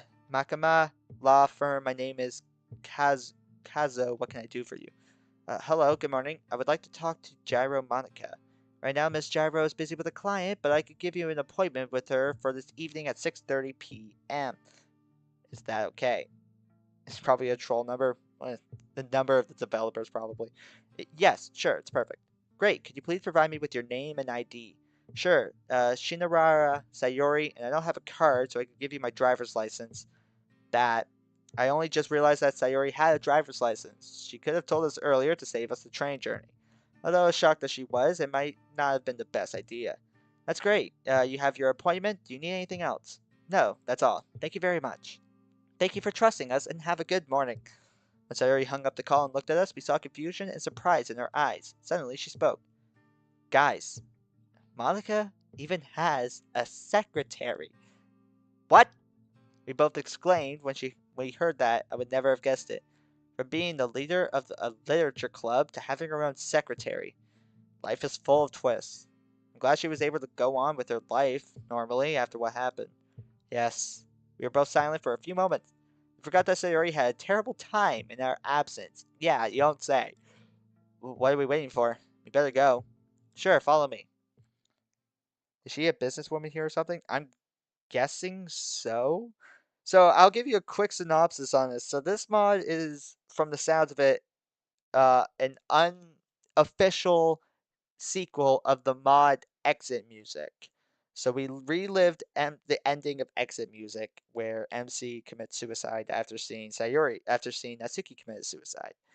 Um, and they were put into limbo and talked to a guy named Dan, who gave them a second chance, but saying that they can only tell 5 people that they are alive, and like there would be this thing called a time lag. So when they got sent back, they were 3 years in the future, but they can only tell 5 people that they are alive, and they've already told Sayori that they're one person that they're back alive, and they have to kill the person that caused them to commit suicide.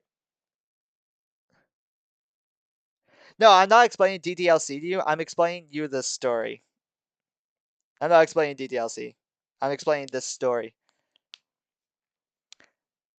But pretty much, we have to hunt down the people that committed suicide, that caused us to commit suicide. So we have to kill Natsuki's father, from the sounds of it. And this is 3 years in the future. That's the synopsis of this mod. If you didn't understand it, oh well, I can at least say that I explained it. But yeah, that's kind of what's going on. Did I play? Don't sit. Wait, DDLC came out 7 years ago. Don't do this to me. I hope it wasn't 7 years. Don't do this. We decided to go at a reasonable time to be with her as soon as possible. Don't tell me. Also, one thing that I think is majorly different from the last time I talked to you is that I have a nicotine addiction. I don't know. Did I have a nicotine addiction? I don't know. It is 6 years. 2024 will be the seventh. Oh, that's a sad birthday. I'm gonna tell myself that I had the addiction the last time I saw you.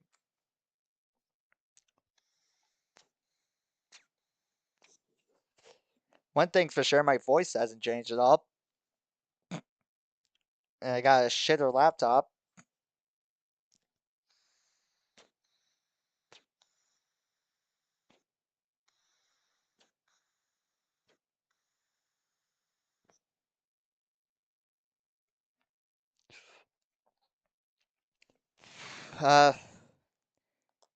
Thing called nicotine.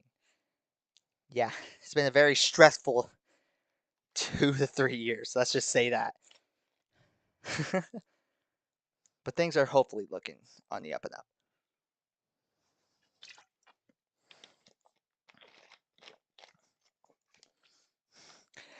Yeah, it's a long story. But things are starting to hopefully look on the up and up. Is there wood by me? Fucking knock that shit as much as. Congrats on recovering, though. Thank you. And hopefully soon.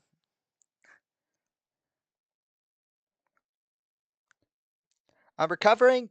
It works. I wouldn't say I'm fully recovered, but I'm in the process of it, I guess. Alright, sorry. We decided to go at a reasonable time to be with her as soon as possible. I felt strange. I didn't feel like myself. It was as if in those 3 years that had passed, which for me were a few hours, they had changed the essence of my person into an empty shell. Well, being dead will do that to you. A mere memory of what I once was, and whose change for me was absolutely arbitrary. Everything I remembered had changed. When I was about to put my cell phone away, I saw myself reflected in the black screen, and my reflection became clear. At first glance, nothing had changed in me, and to a certain extent that was true, but the real change was only perceptible to me. I am the only human being aware of my existence as Orion. In that dark mirror, I saw a ragged man with dark circles under his eyes and a 3-day beard. I look lost. I look lost. And a samurai ponytail whose sole purpose was to hide my identity. To my right, Natsuki was wearing a blue sweatshirt and along with a long brunette wig. And to my left, Sayori, as unkempt as was her. What? Did they stick the Spanish and translate? That's what it feels like some sentences. Her hair was a soft shade of salmon, which would be worthy of a portrait if it weren't for being totally disheveled, and yet she was still adorable in her own way. I love custom artwork. It's great. Miss Sinoshara, Shinofara. Yes. You can stop by to see Miss Gyro, but for the next time, please let us know that you're coming with companions. Oh, I'm so sorry. Pleased to meet you, gentlemen. Likewise. So I guess they see Natsuki as a guy, even though she just has a a wig. Unless that is just a, I would just, I'm gonna guess that's what it is now. I thought earlier. This mod came out not too long ago. Like I think like a week or two ago. I'm not sure. Definitely not that long ago, at least from what I know, but I could be wrong.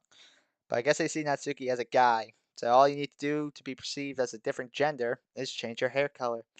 Alright, as we entered her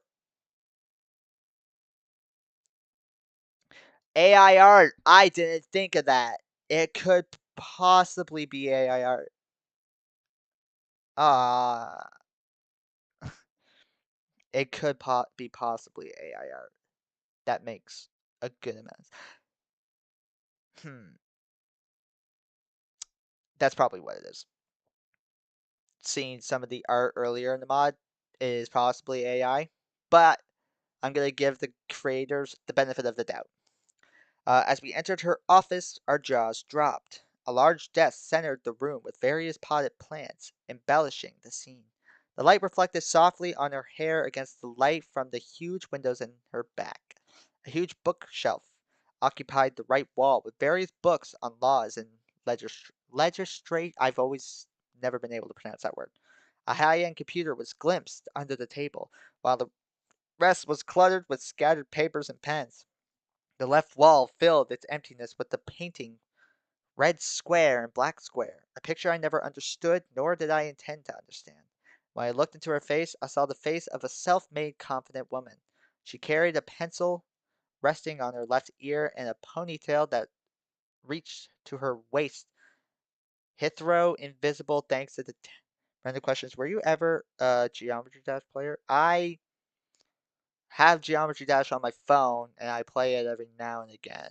I wasn't like an intense Geometry Dash player. She looked like the person you see on the street and think must be very busy. Damn. She's Monica in a suit. Welcome to Minaka. I'm never going to be able to pronounce that.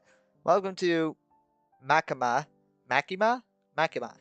Law firm. My name is Monica. How can I help you? Sayori?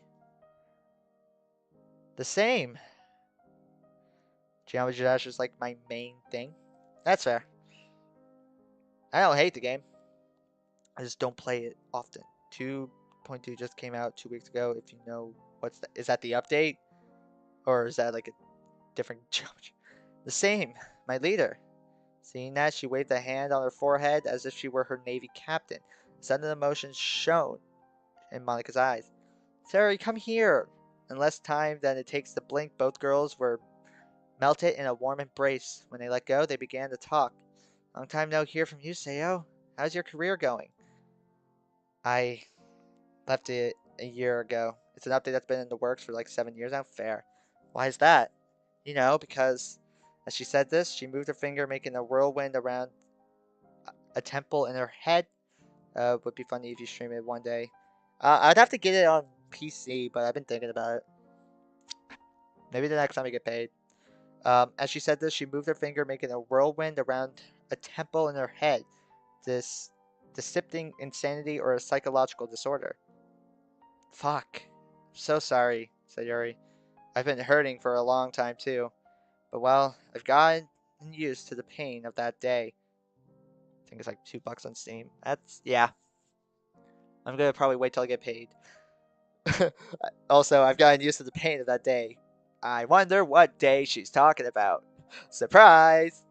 It's so used to it. Look at you. You work in a law firm with your own office? If that's not getting used, yeah, it's not gonna lie. Monica saying "fuck" that did kind of throw me off. It's rare for a DDLC mod to have any swearing in it. Um, I don't know what it is. Don't say it like that. I'm embarrassed. Suddenly, she looked in our direction and changed her expression into a frown. Aren't you going to introduce me to your companions? I don't think I don't think it's necessary. You know them. Well, what can I say? I'm not familiar with them.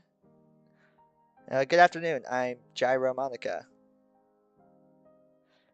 And I'm Ryoko. But you can call me Natsuki. Monika's face darkened for a second, but she managed to keep her composure. It's a pleasure, Miss Natsuki. And you? I'm Hoi, but you can call me Ryan. Monica looked at Sayori in horror and began to babble. Her right eye went into a strange twitch. Sayori, what is this? They've already told you. Sayori gave a mischievous smile, but while Monica tried to find a logical explanation for what was happening. Sayori, if this is a joke, it's not funny. Who said it's a joke, leader? Without a word, Natsuki and I took off our costumes and revealed our real image. Monica was hyperventilating, and after half a minute had passed, she sat back in her chair and couldn't even stutter a sentence. From one second to the next, she began to laugh uncontrollably, as if her vocal cords were going to snap at any moment. When the chilling laughter stopped, she looked at us with an expression of absolute horror. No, no, no, no, no, no. This is too surreal. Without warning and wanting to check if it was all a dream, she took one of her pens and jabbed it violently into the back of her hand, piercing the flesh slightly. She let out a scream of pain, so piercing that it could have cracked the window pane, falling to the ground, clutching her injured hand. Her face, her face conveyed pure horror, and blood gushed un, sorry, what? Soaking her white exclusive shirt. When we tried to get closer, she moved further away as if she were a stray cat, frightened of a harmless passerby. No, no, no, no, no, no, no, no, no, no. You can't be real. You've been dead for 3 years. We are real as life itself. Although that doesn't make much sense. Sorry, you want to explain to me what the fuck is going on? That's what I'm asking, boss. What the fuck have they done to you? Get out of here and don't come back. We did not know this. Oh, God. Yeah, quickly and aggressively chased its way, thinking we have assaulted Monica. Now we were in trouble. We can no longer communicate with her, except unofficially, which was almost impossible because we didn't know her personal phone number. Now on the street, we looked at each other. Dead silence reigned for minutes till Sayori spoke. Guys, I have an idea. Okay. Uh, also, yeah, it's $4. So yeah, I definitely will plan, but we'll probably have to play it on stream. I've been thinking about it, but yeah. The cool night air brushed my skin gently. It was a moist wind, and it felt, in a way, liberating. A soft blast of air reverb- reverberated in my ears and led me to a sense of pleasure. The streets were empty at that hour, and it was the perfect place for the and time to be alone with my thoughts. What did it matter now that I couldn't talk to Monica or Yuri? I had to be grateful to be alive, to be able to return with the love of my life and enjoy the limited ultimatum days Dan granted us. I sat on a bench near the park. The silence calmed some of my thoughts. As I felt the utmost peace, a sweet voice echoed in my mind. What's up, Ryan? Well, I don't know how to answer that. It's a very easy question. What's on your mind? I feel like this thing we're doing has no future. Why are we going out of our way to reunite the club? Who's to assure us that what Dan told us is real? What if it doesn't matter? Ever since Natsuki and I were resurrected, nothing makes sense to me. But I can't help but wish this was all true. Painful silence ensued, in which I felt the tearing of Sayori's soul, realizing the certainty of my doubt. My reasoning was logical, and she knew it, but she did not want us to lose hope. Suddenly, she rested her hand on my shoulder and smiled. Ryan, are you an atheist? Yes. And if you are insensitive to faith, why do you have faith that this could work out? Because even if it's minimal, you have hope that it will turn out well and that you can live for many years. Sometimes it's not necessary to have faith in God, but it is necessary to have faith in your projects. And what better project are you going to have in your whole life than the possibility of rising from your ashes like a phoenix? If this goes wrong, it will have been for nothing, but if it could go right, you will have wasted the best opportunity of your life. Bro, what is going on? Uh, if I'm trying to make sense of what my character is saying right now is, I think he's trying to say that like,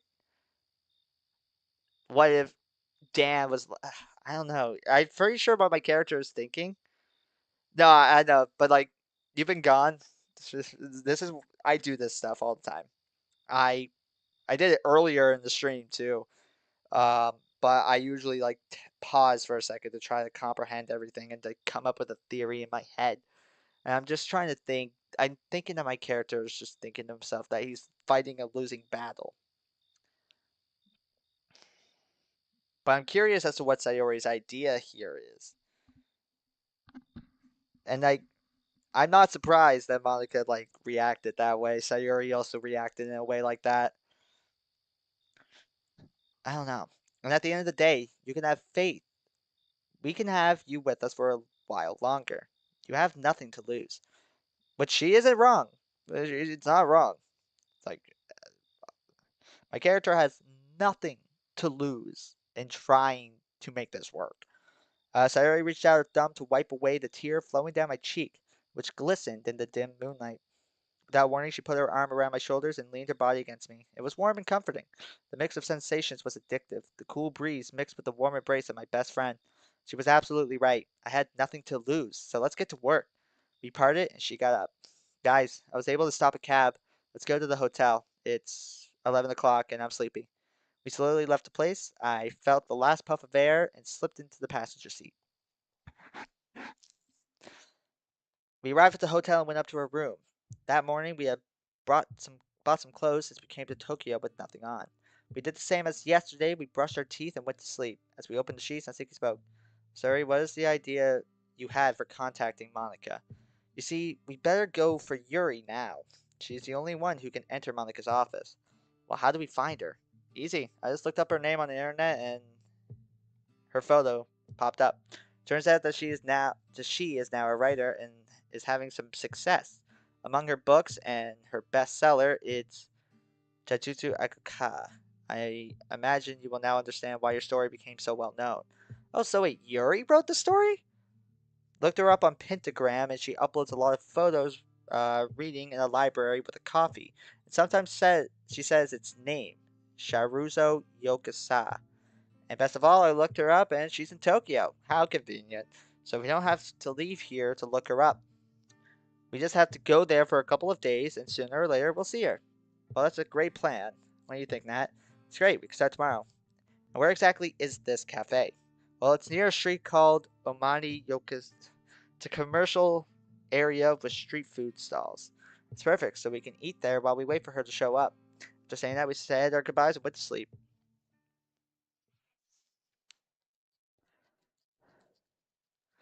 Hmm. 2 hours have passed and I still can't sleep. Remembering everything that has happened recently makes it impossible for me to close my eyelids for more than 5 seconds. Yesterday I was able to sleep peacefully thanks to Natsuki's comfort, but now they are asleep and I wouldn't like to wake them up so late. Apart from the fact that I wouldn't like to risk Sayori waking up. Good night, DDLC people. Now that I remember, one thing that used to suit me a lot was making the poems for Monica, Sayori, Natsuki, and Yuri.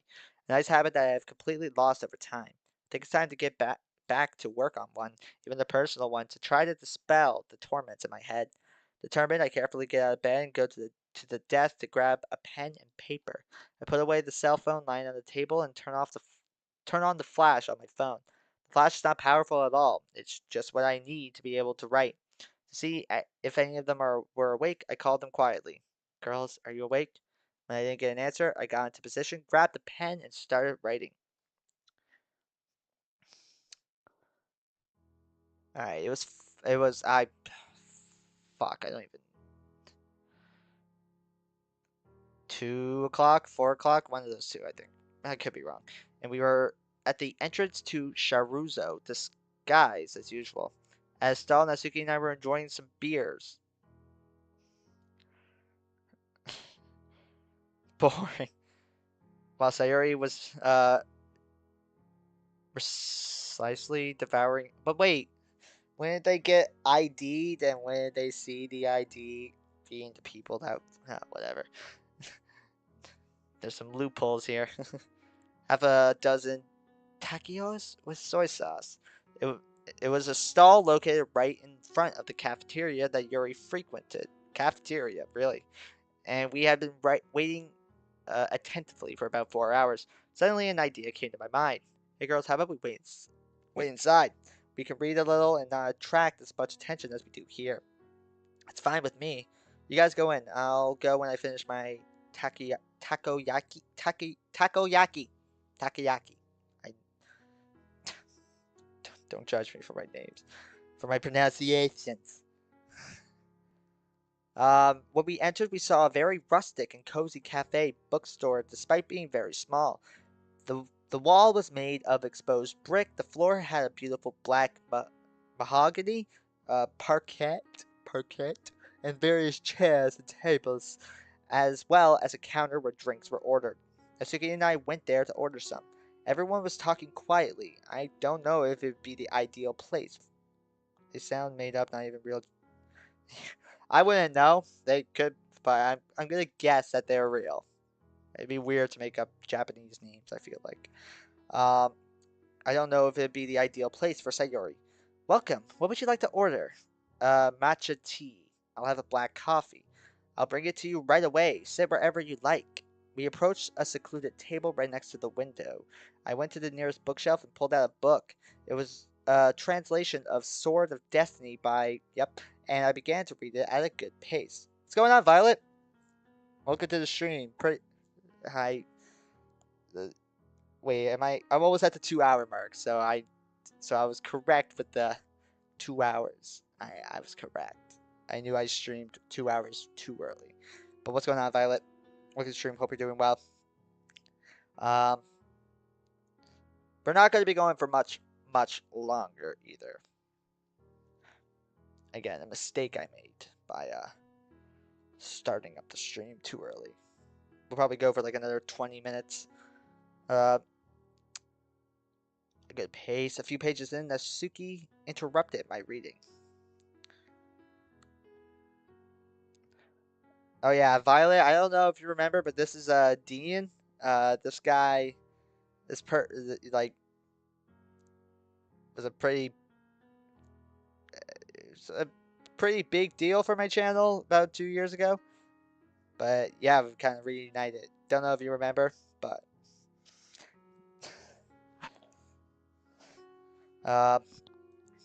Ryan, look at this. She left a book on the table called The Magic of Simple Writing. Doesn't it remind you of something? Sure, to your poetry discussions at the club. You haven't looked at the author, have you? When I looked at a little below the title, I could read that. Oh, Yuri wrote it. Okay. It was a surprise for both of us, especially knowing that she deeply advocated complex writing. What a stubborn girl. I had to die for her to admit she was wrong. Tuh. A teasing smile came from the lips of the beautiful girl who accompanied me.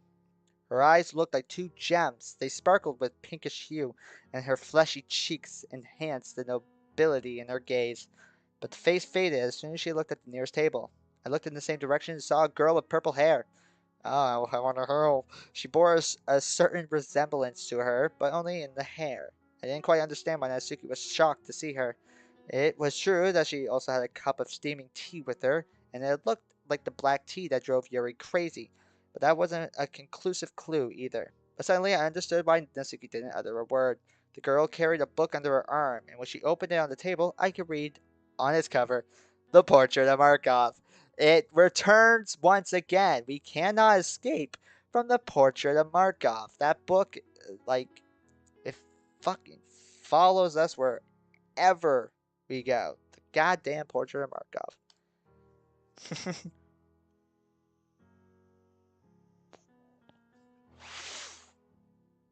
I looked into Natsuki's eyes. I didn't know what to do or how to react. The plan was for Sayori to talk to her, but she wasn't here, and I couldn't leave the premises without explaining myself. Natsuki just, with the fall of her eyes, told me, "Go talk to her. We have no other choice." This isn't gonna go well. This isn't going to. This can only go poorly. With how Sayori reacted to seeing us rise from the dead, peeing herself and fainting, with Monica stabbing herself in the friggin' hand, what do you think Yuri's gonna do? If she's still a compressive cutter, like, that's not gonna go well.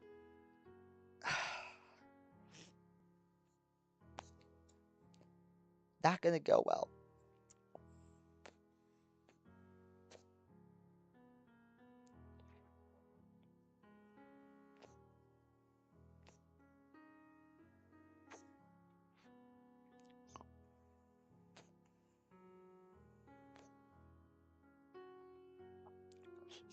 Alright, Dee. It was great to see you again. But yeah, I might be.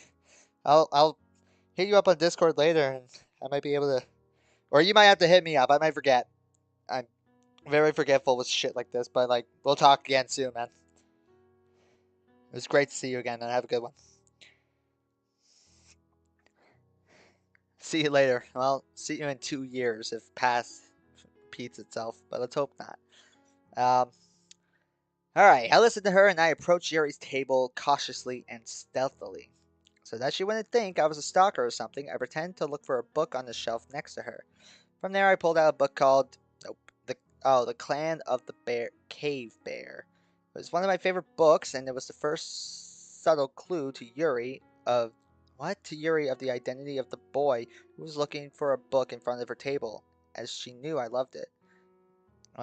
When I pulled it out, I approached her and spoke softly. "Can I sit here?"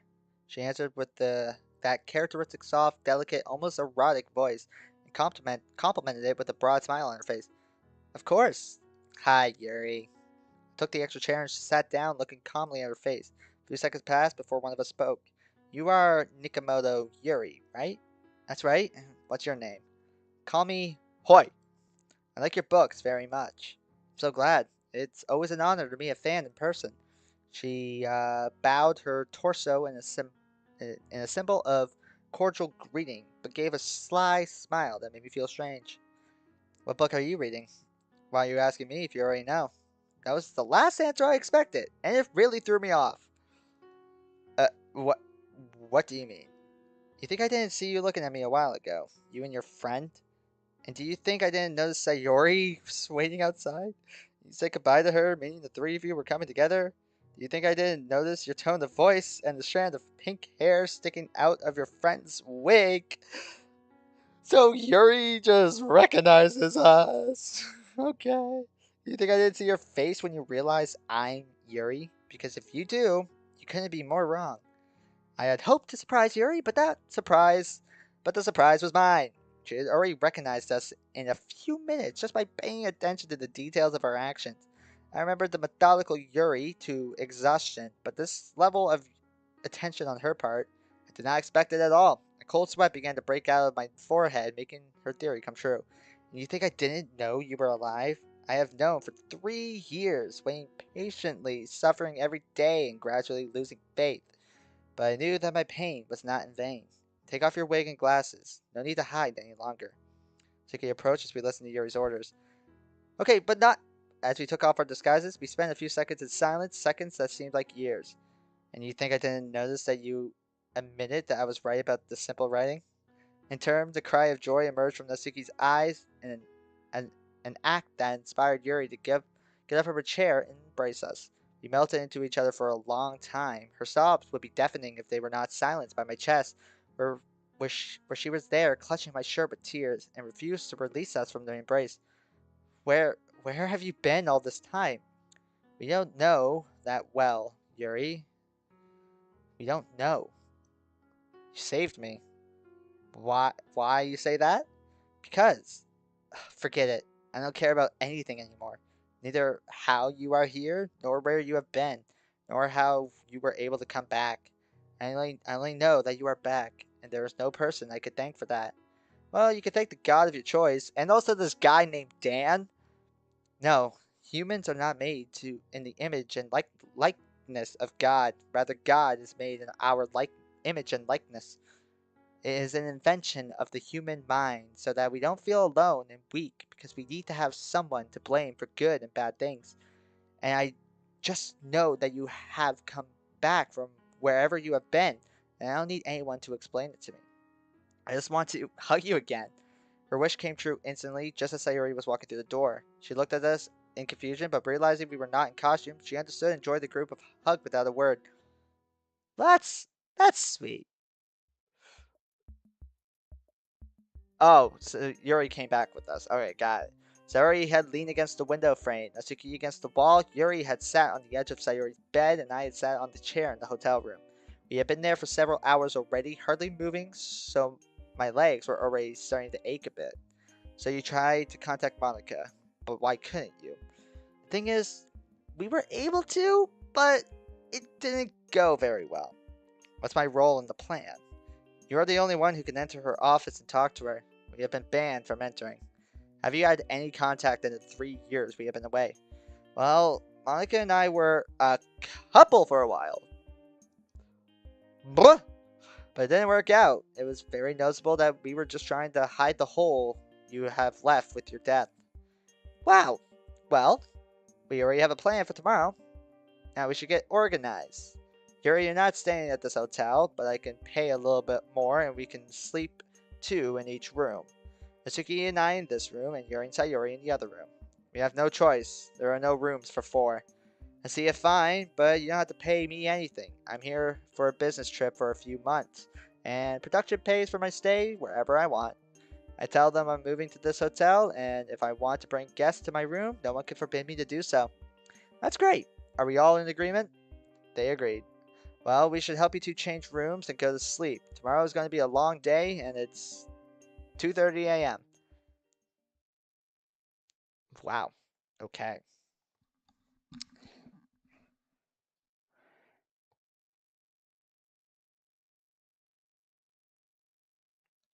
Oh, hold on.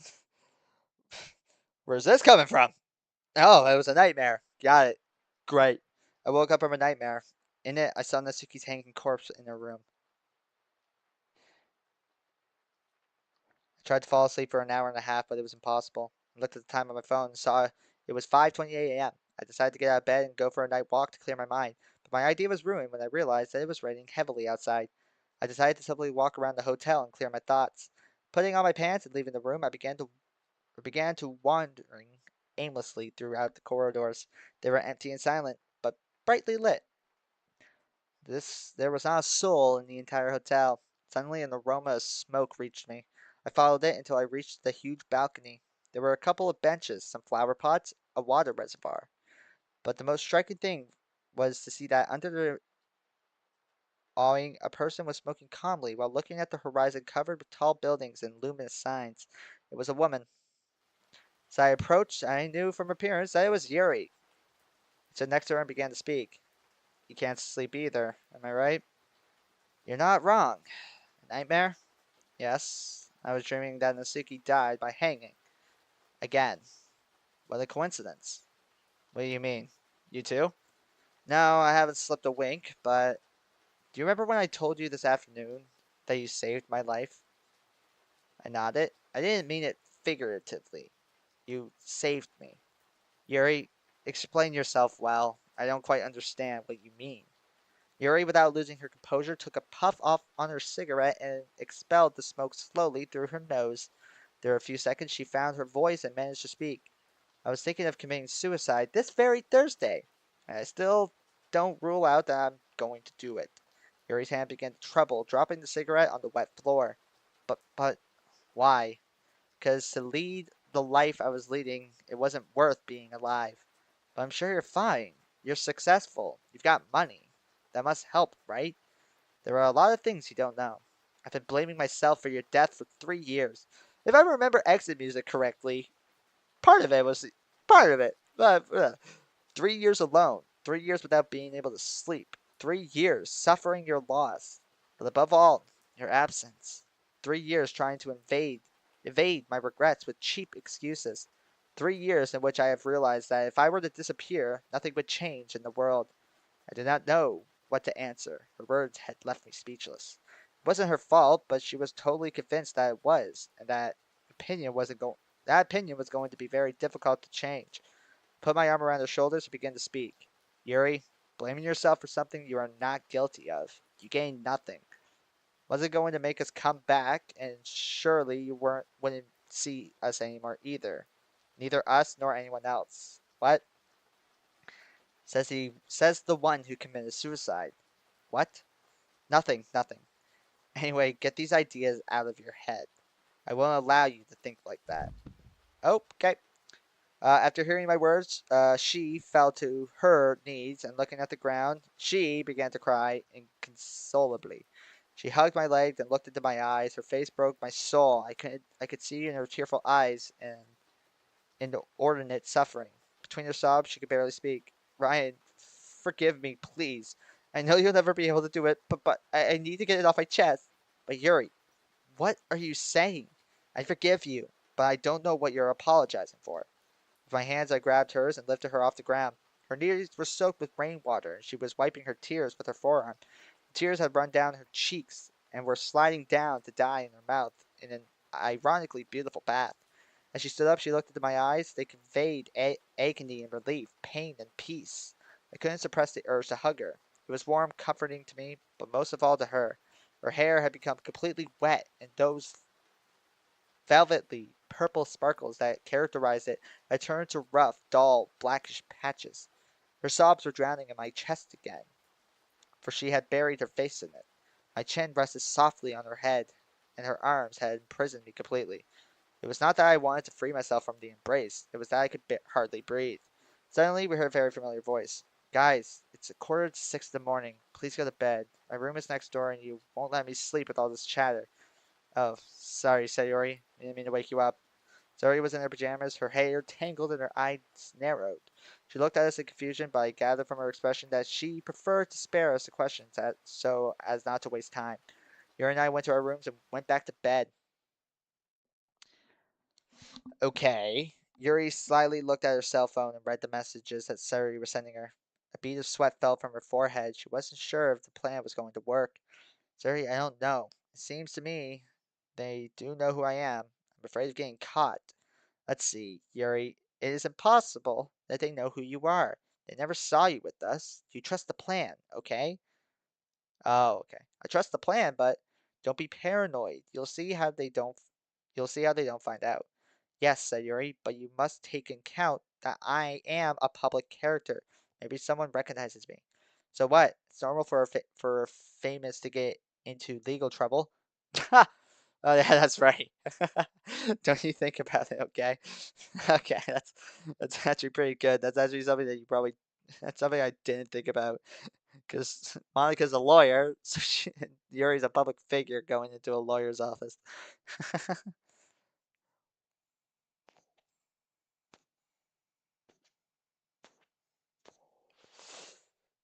Sayori logged off, knowing it was already time to go in, and she wasn't wrong.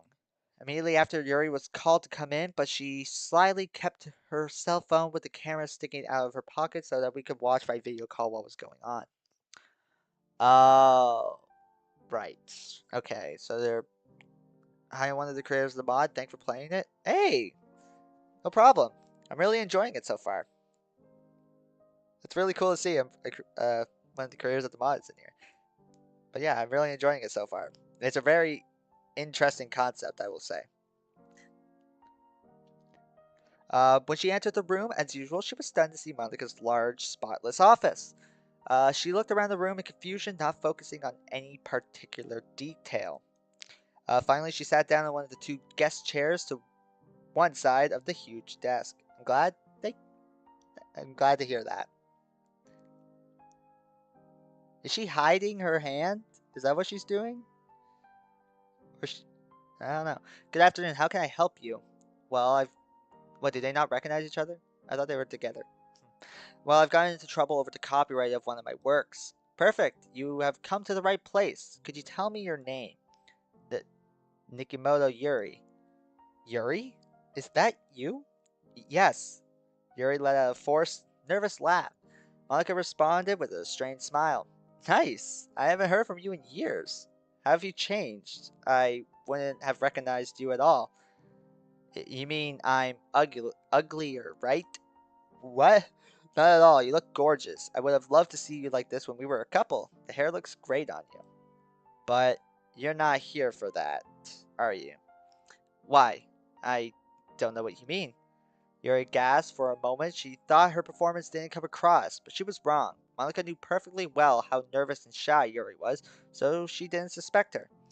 Nothing. A bad experience I had with hallucinations a few days ago. Okay, so Monica thinks they're hallucinations. Got it. Well, going back to the case, what is your motive for making a juridical copyright claim? Well, an author plagiarized a fragment of one of my books and he refuses to change it, so I've decided to report him. It's true, you are a writer. If you have money for lawsuits, I imagine things are going very well for you. Monica smiled mischievously and kept talking. Well, a copyright claim takes a few days to process, if it's accepted at all. Could you come in on Wednesday?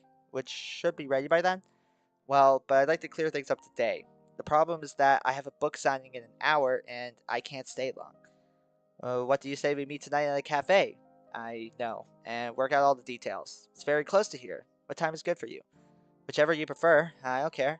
But at least in 2 hours for the signing and all. Hmm. How about military time.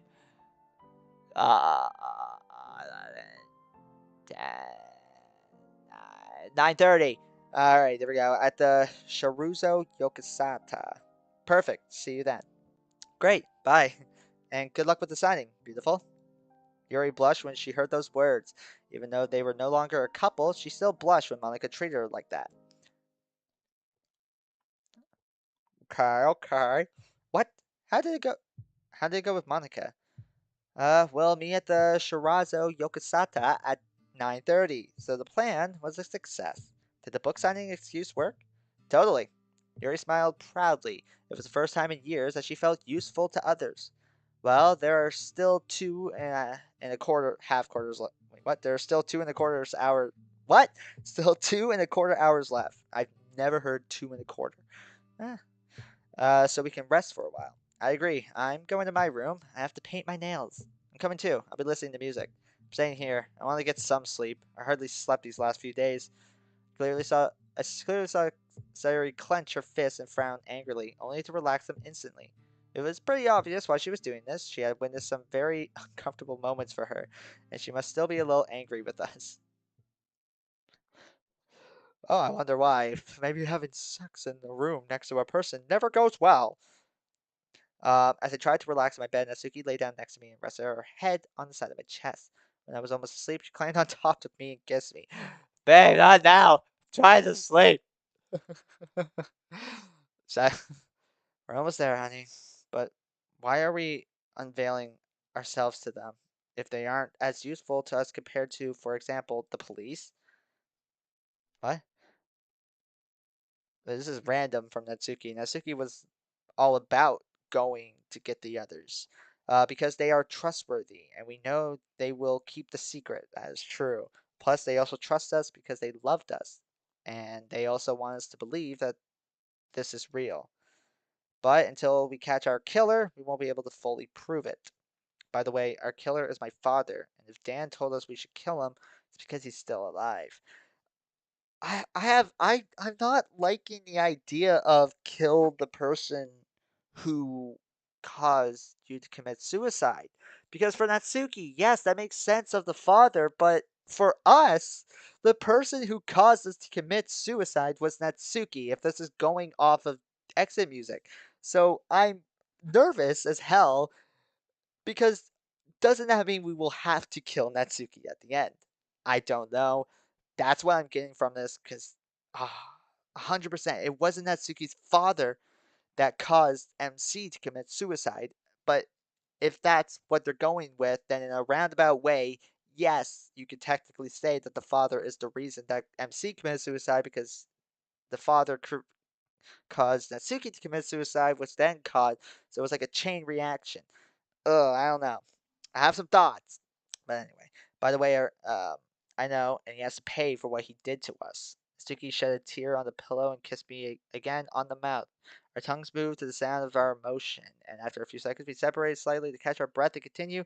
Then she began to sigh most slightly. She was looking at me with a lustful expression, and I could see the subtle outline of my own body reflected in her detailed pupils. No sleep again for us! Did we get another noise complaint? Natsuki had clung to my right arm and it didn't look like she was going to let go. Her feet were following a strange rhythm as her back was twisted from leaning on my side as she walked. Yuri was gluing her gaze to her smartphone as she was sticking gentle puffs on her cigarette. Sayuri was looking up at the sky as she walked, thinking about God knows what. Her crystallized pupils were trembling as she watched the sky barely noticeable due to the neon lights on the streets of Tokyo.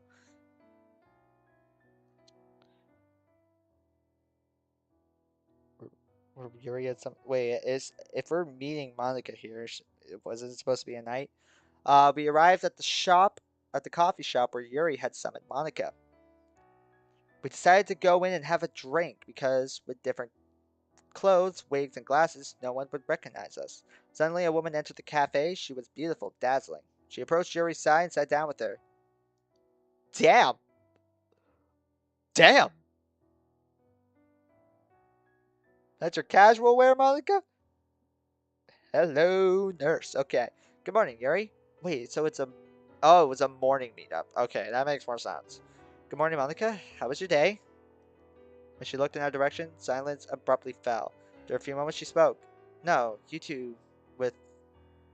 No, you two with Natsuki and Ryan's little joke? They're dead for good. Stop trying to make me believe it. It's not a joke, Monica. She stood up to revolt and banged on the table. It can't be real, Yuri. It's physically impossible for two people who died 3 years ago to be resurrected overnight. At least if you told me that their bodies were never found. But they were dead. I saw Natsuki's corpse in her coffin. I saw them close the lid on her coffin with her in it and bury her. I saw Ryan die. I saw him fall into the river from 70 meters high. His body was found a week later on the shore of a river beach.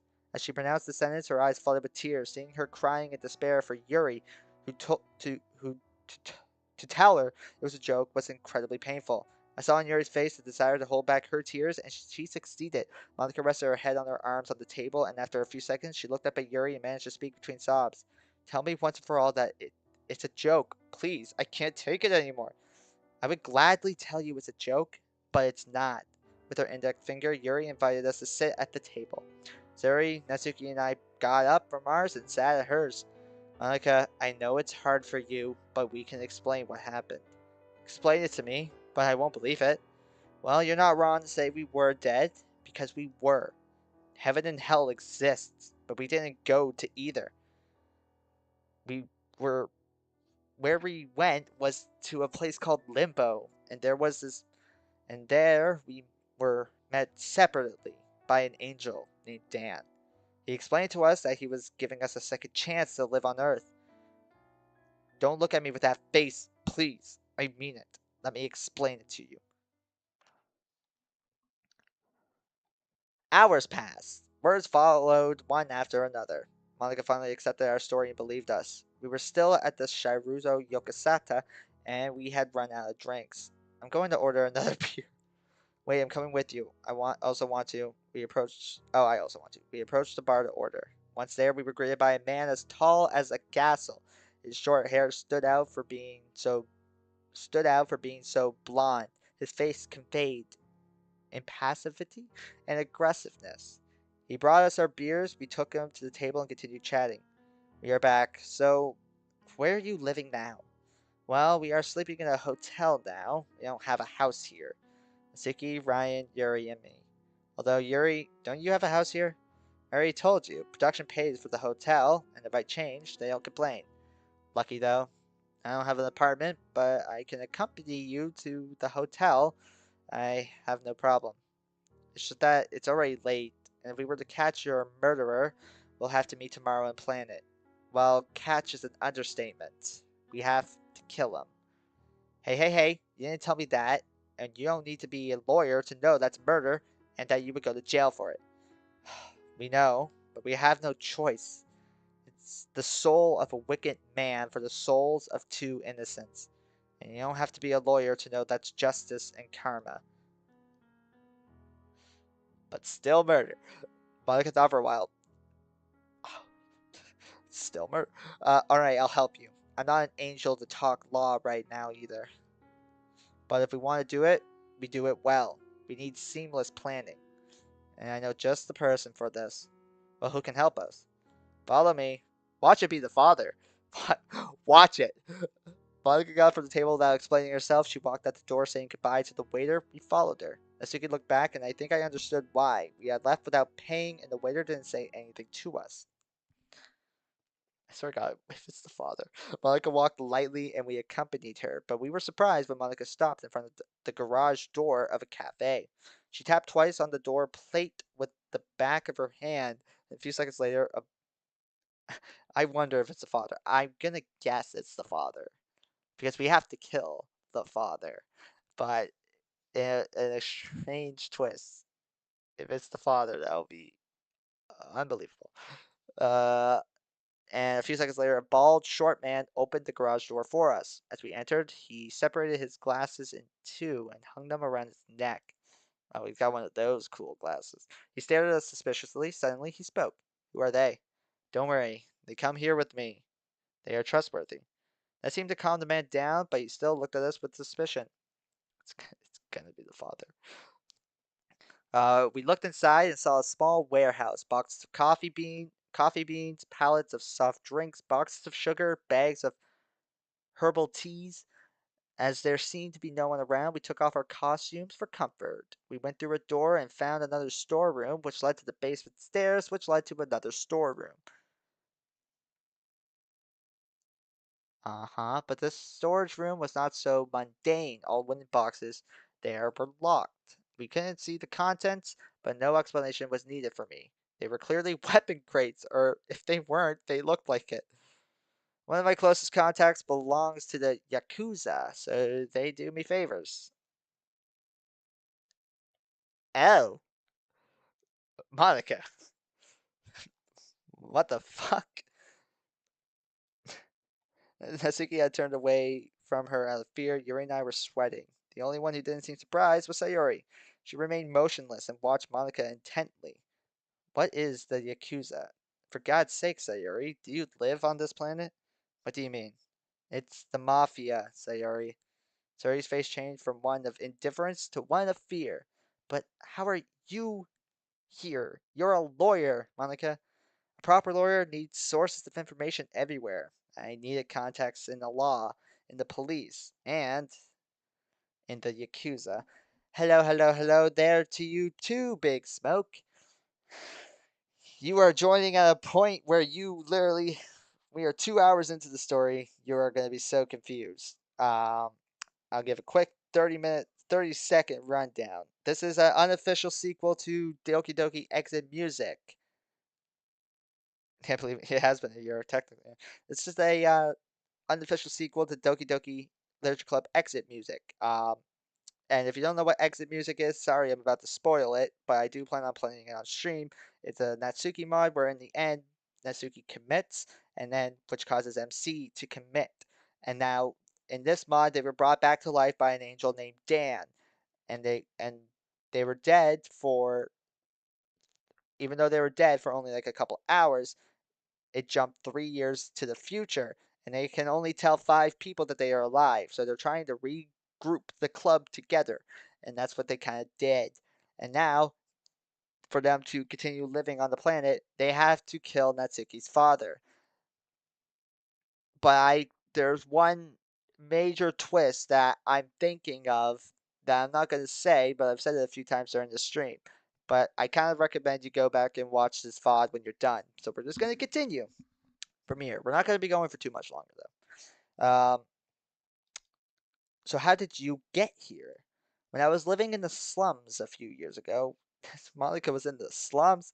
I had to act as a lawyer in a case. My client was a member and he won the trial. He offered me to go with him and he took me to one of the safe houses. They explained that we could help each other. I accepted without really knowing what to expect. And thanks to the mutual help we gave each other, they with confidential information for lawsuits and me to them in the cases they had to report, we ended up being partners. Monica was raised in the streets, exactly. And also the mod makers of this were are Spanish, so the English is a little iffy, but it's fine. Um, and we actually had a member of the development team in the stream earlier, which was really cool. But yeah, when I was hired at Makama, they accompanied me and showed me that the safe house here was this cafe. Whenever they need or I need help, we contact each other. That's all. I didn't commit illegalities. See, yep, he's still here. Yes, we are sorry. No, that's all right. No need to apologize. But yeah, I have a few theories so far, and I have one very big one for the end that I hope isn't true. But I don't like the idea of what the ending of this mod might be. But oh well. But we'll get there when we get there. But I'm really enjoying this so far. Like I was definitely a little interested to see how a sequel to Exit Music would be played out, and I think that the way that this is being played out is actually really interesting. But forgive me, ladies and gentlemen, I need 30 seconds because I need to go pee. So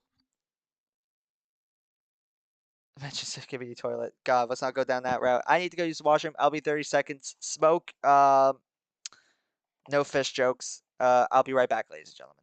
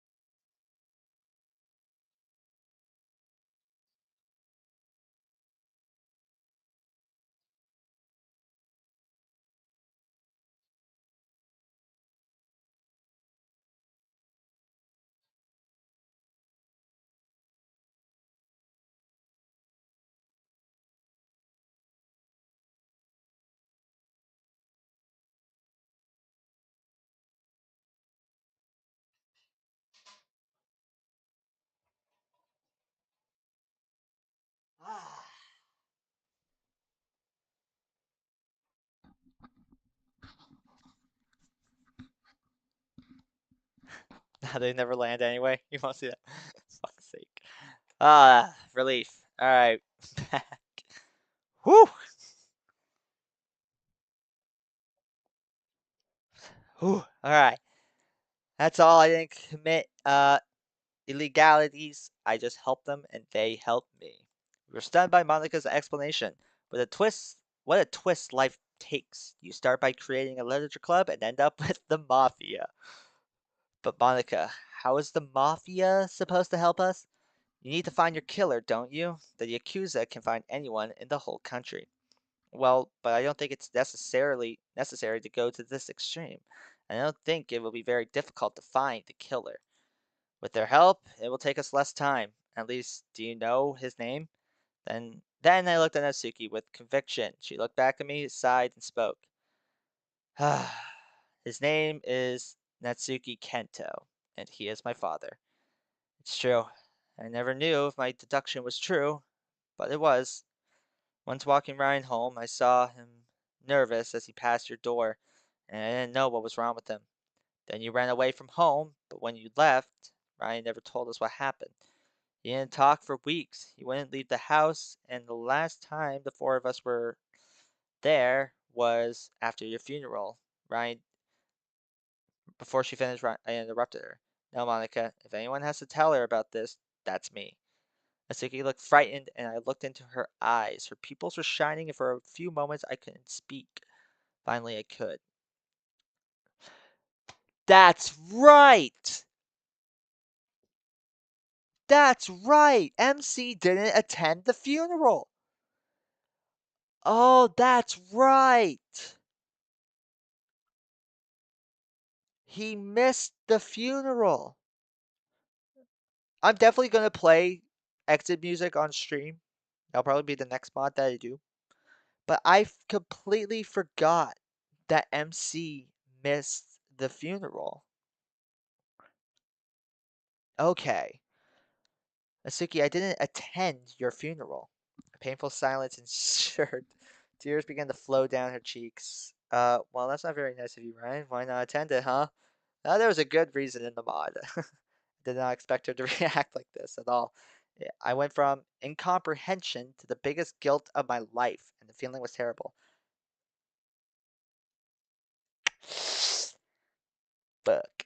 Suddenly, Nezuki pushed me away and ran out of the place. I tried to follow her, but before I ran, Yuri grabbed my shoulder. I looked at her, and she just shook her head. Don't do it. Let her cry. She needs to get all of this off her chest. That's fair.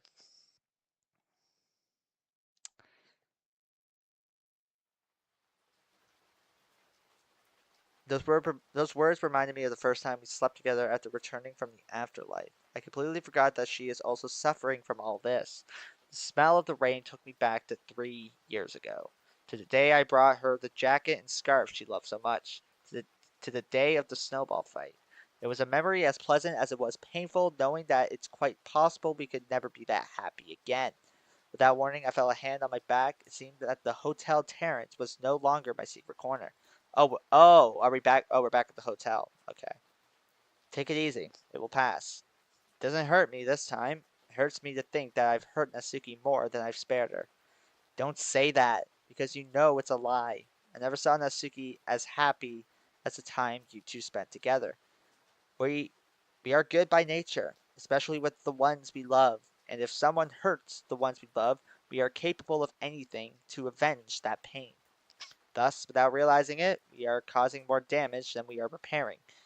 But are we bad people because of that? No, we are human, and a human will always be an imperfect machine.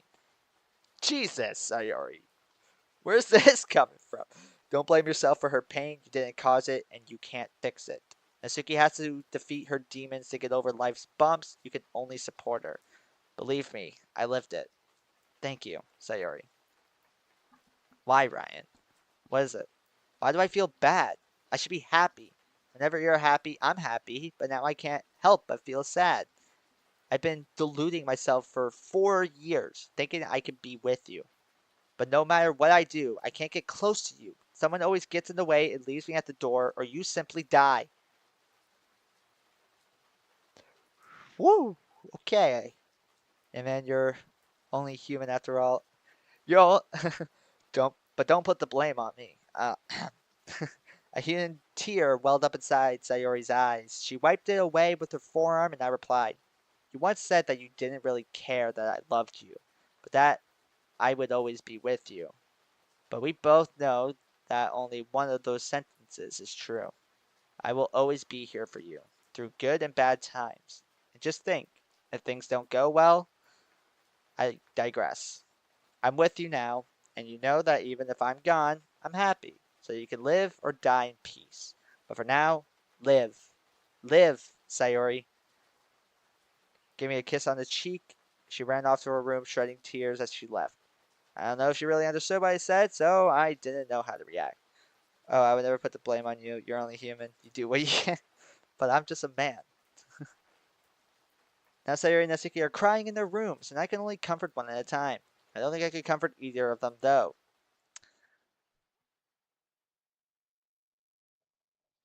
Yikes. I decided to try to comfort Natsuki first. I approached the door to Yuri and Sayori's room where Natsuki was. Yuri told me she would keep her company and try to reassure her.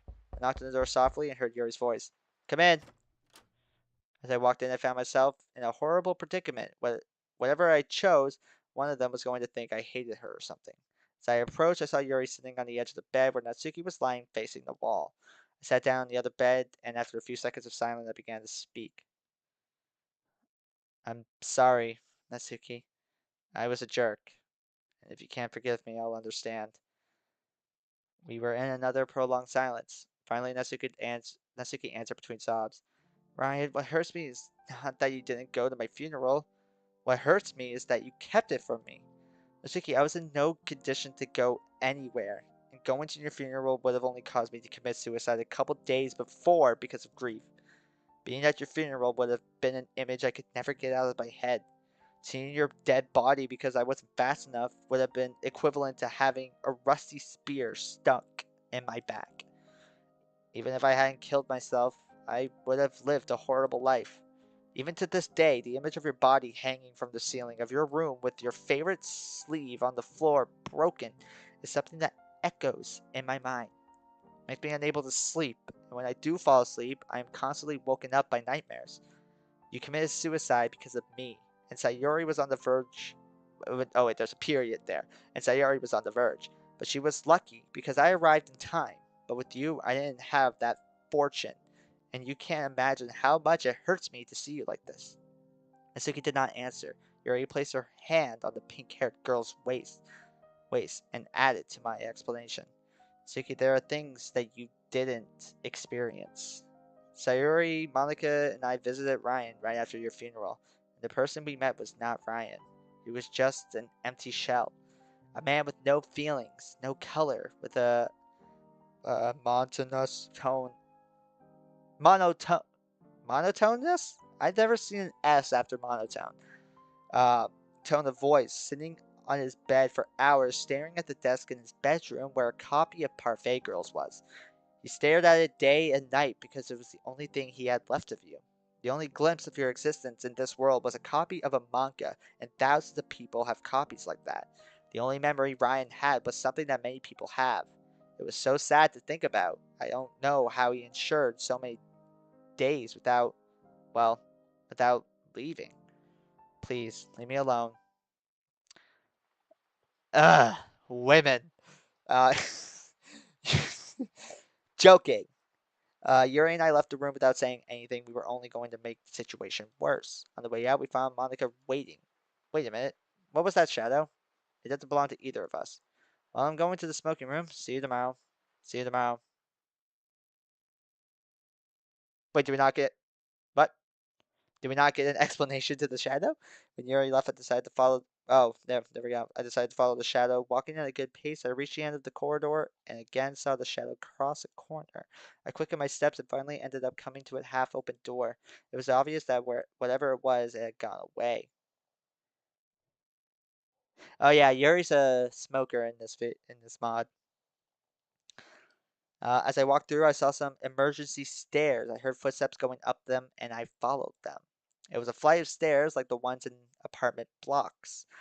When I reached the top, I saw another door leading to the outside. Opening it, I saw that it had taken me to the roof of the hotel.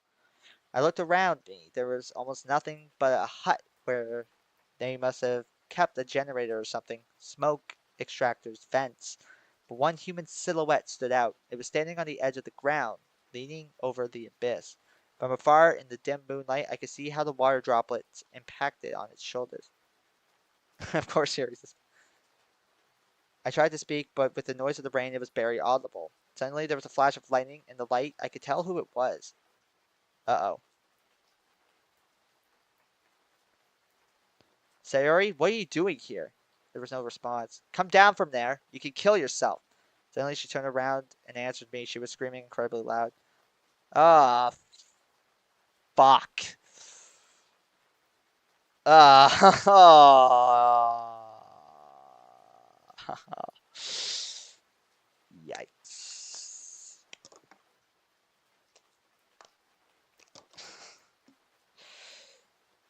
That's not good.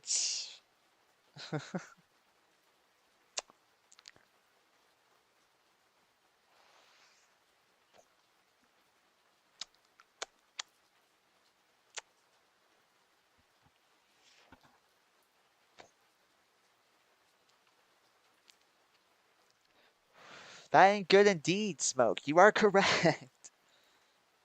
There are a lot of things that I categorize under good. This ain't one of them. This goes under the not good. This goes at the top of the list, all capitalized, bolded, with an exclamation point at the end. Not good.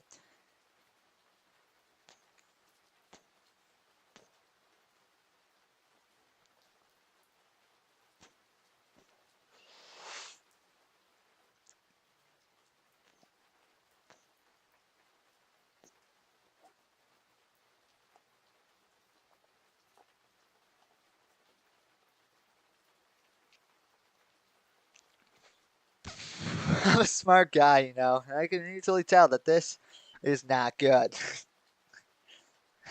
I'm just smart like that.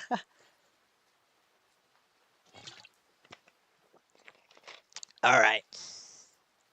Let's see how this situation goes. That's what I want, Ryan. What are you saying, Sayuri? Don't be coming at me. Don't be coming at me with this. Wait, what? Don't be coming at with that. Don't be coming at me with that again. Get down from there and come with me. No, Ryan. This is what I want. I approached her slowly so that she would not be frightened. I had to be very careful. It was a very delicate situation, and the slightest slip in my words could be nefarious. Oh, God. Sayuri, calm down. You don't have to. Don't even come close. If you come close, I'll jump. Okay? Easy. I'm not moving. Sayuri, don't do this. You don't have to jump. Is that so? You committed suicide because of me, and Sayuri was on the verge? Was Sayuri in the room? Or was she waiting outside? Did nobody see her? And where was Was Monica just standing in the hall? What? And also, you committed suicide because of me. Oh, wait, he's quoting. What? She's quoting. They can't even make soundproof walls. Is that so? You committed suicide because of me. And Sayori was on the verge? Of course I was on the verge. And if it wasn't for my bad luck that you came along, I would have done it. You've hurt me a lot, Ryan, but I've hurt myself more. 10 years, Ryan. 10 fucking years. 10 fucking years of thinking you hated me, that everyone hated me, and I didn't understand why you wanted to be with me being the person I am. I'm a despicable human being, and death is the only way out of my pain. That's not what you want to hear. 10 years, Ryan. Do you know what it's like to be depressed for 10 years, thinking that you're just a burden to people who know you? Do you know what it's like to feel that your existence has no value in the world, and that if I hadn't been born, nothing would have changed? Every word that came out of her mouth broke my soul. They were like sharp needles piercing my flesh. I could barely respond. Sayori, you were never a burden to me or anyone else. If it weren't for your enthusiasm, I would still be a lonely person who didn't leave his house. If it weren't for your friendship, I wouldn't be able to trust anyone. What evil scheme did she commit that she earned the title of despicable? It's a good question. If it weren't for your crazy head, I wouldn't have joined the literature club. If it wasn't for you, I wouldn't have met Natsuki, or Yuri, or Monica, and I will never be able to thank you enough for everything you have done for me. You're lying.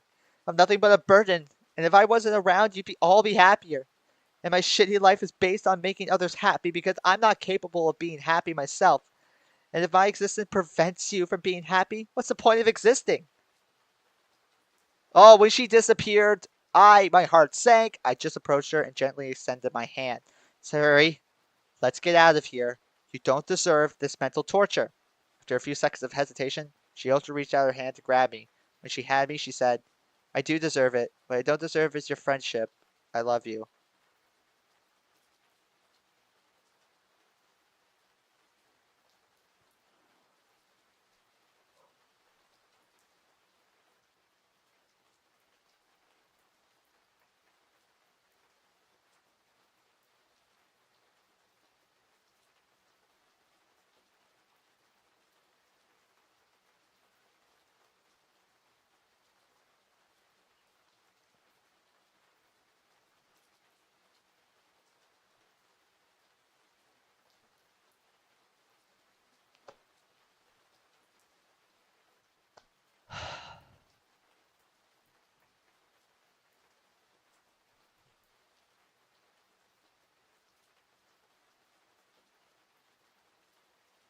Oh my fucking god.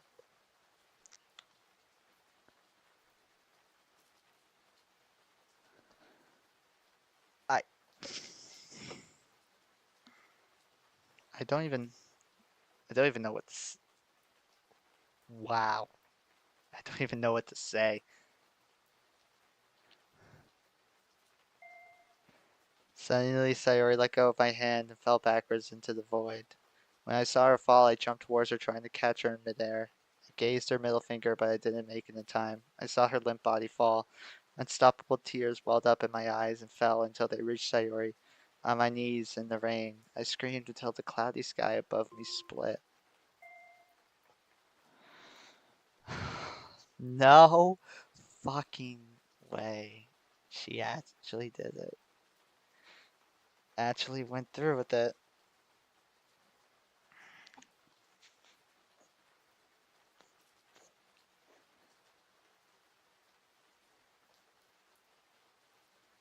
I don't even know how to continue this. This is what the hell? Oh no. Oh no. So we lost Sayuri. Oh, that's I don't even know what to do. Oh, that was awful. That I oh ah. I know what you're trying to say, Smoke. Don't worry.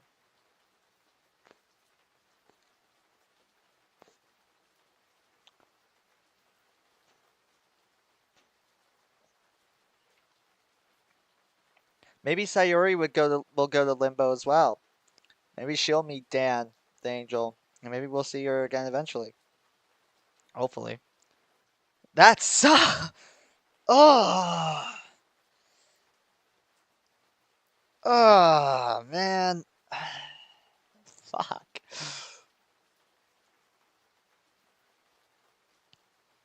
Maybe there's a trampoline at the pond. Yeah, maybe.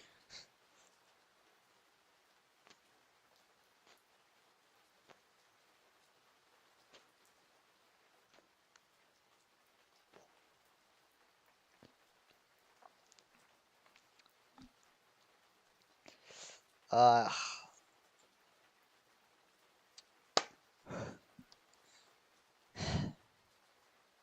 my only hope is she goes to Limbo and meets Dan like me and Natsuki did.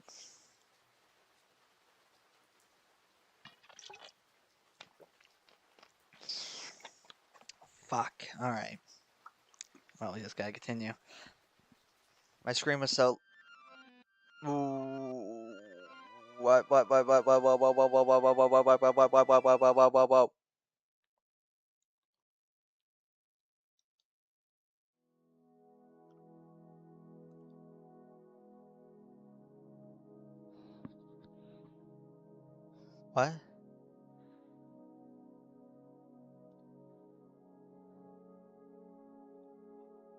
Huh?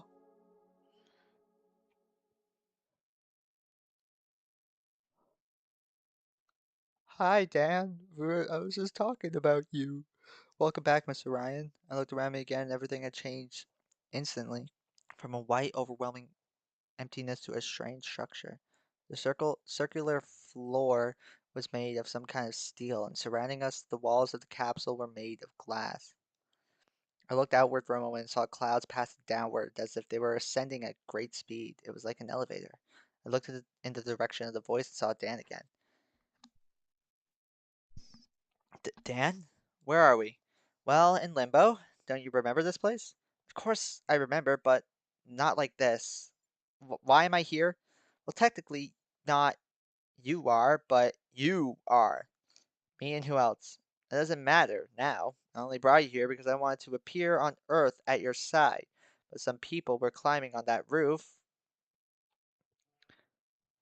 Wait, some people were climbing on that roof? We could talk quietly here.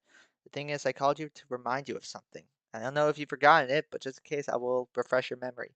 I told you that you only had 3 chances to catch your killer. Hold on a second, Dan. You did not. I do remember that dialogue.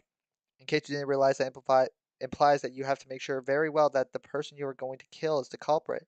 You had 3 chances, and you just blew one. Oh, great. How? We haven't killed anyone. I disagree. Sayori's death was murder. Well, sometimes you humans are awesome. You deceive your own loved ones in order to betray them and come out on top. Don't mention Sayori's. No, Mr. Ryan, Sayori had not committed suicide. Clearly not, and you don't need to fool yourself because you're not fooling me. Otherwise, how else would you have come up with such a well-laid plan? You knew about Sayori's depression and suspected she was your tormentor, so you took advantage of it to make her feel even worse. You've been ignoring her for months. Oh, Dan, you are. Oh, I know why. Oh, I see what he's saying. Oh, I see what he's saying. But that doesn't mean it. Oh no, I know what he's trying. I know what he's saying here, but that doesn't mean. Oh man.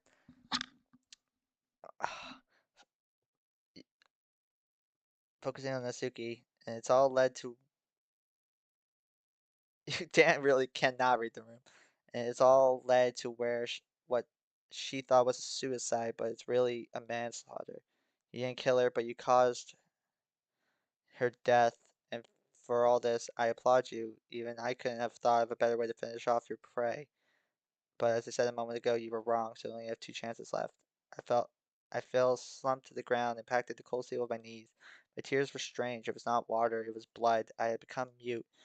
My inturpitude and lack of emotional intelligence had brought about the death of my best friend, in a plan so brilliantly executed that it seemed deliberate. But I hadn't meant to. How could I have wanted to end Sayori's life when I hadn't even considered that she might cause our death? Between sobs, I managed to retort his words. I didn't want to. I didn't want to kill her, but now she's dead because of me. Dan was still standing with his hands behind his back and he didn't seem to be affected by my situation. Bro, he rubbed so much salt in his wounds, it's insane. He didn't even rub it, he fucking just poured like a two 2 gallon drum of just salt and just boom, poured that. He kept his composure and he blamed me without batting an eyelid. He calmly wiped the blood from my face with a white handkerchief. Dan, tell me, Mr. Ryan. Believe me, I didn't want this. I believe you. People who cry blood in limbo are shedding sincere tears. He put away his handkerchief and approached the cabin's stained glass windows. He looked out and spoke again. Don't worry, this death doesn't count in the scoreboard, let's say. Well, since you're here, okay. Well, since you're here, I must inform you of something. Suddenly, the elevator stopped going up. We seemed to have reached our destination. The glass doors opened, and lifting my eyes from the floor, I looked around. What I saw was unimaginable. It was an ocean. There was absolutely nothing to be seen on the horizon, just a large body of water without any waves or ocean currents. It was so crystal clear the water looked like a mirror. Dan looked at me and, with a nod of his head, invited me out of the cockpit. I complied. He was the first to step into the water. He walked on it as if it were solid ground, and I did the same. We began a wandering path with no apparent destination. I followed his footsteps. I wasn't planning to bring you here, but it was a good idea. Follow me. You see, Mr. Ryan, as you may know, every action has an opposite and equivalent reaction. Yes, every action has an equal opposite reaction. Yeah. I've listened to Hamilton, I know. I mean, I can imagine an ocean, not that hard, you know. If you push a pendulum, fuck me, in one direction, sooner or later it will return following the same path it took on its way out. Well, you have started the return path of that pendulum. Before he finished the sentence, during one of my blinks, a door materialized in front of me. It didn't seem to lead anywhere. It was just a door in the middle of the vast ocean. But now the pendulum has slowed down and it's beginning its swing. It's time for you to face what you fear most. When you walk through this door, we won't see each other again for some time. Please come in. I obeyed his request. When I opened the door, I saw a hallway inside. From the outside, nothing was visible, but inside was a seemingly endless hallway. I entered it, and I was walking for minutes along that corridor, and nothing changed. But suddenly, I spotted something hanging on the left white wall at the end of the corridor. I ran up to it, and when I got there, I realized that it was a small square mirror. I couldn't even see myself because of the damage it had. Nothing seemed to change, so I decided to sit, leaning against the wall, facing the mirror, and wait. I waited and waited and waited. Nothing was happening. The minutes passed, and I was getting bored. I decided to stand up and look in the mirror again. I was stunned to see my reflection. It was me, but my mind was telling me it wasn't me. I was beginning to feel a deep fear, but I was unable to look away from my reflection. When I gathered enough courage, I ran forward without looking back.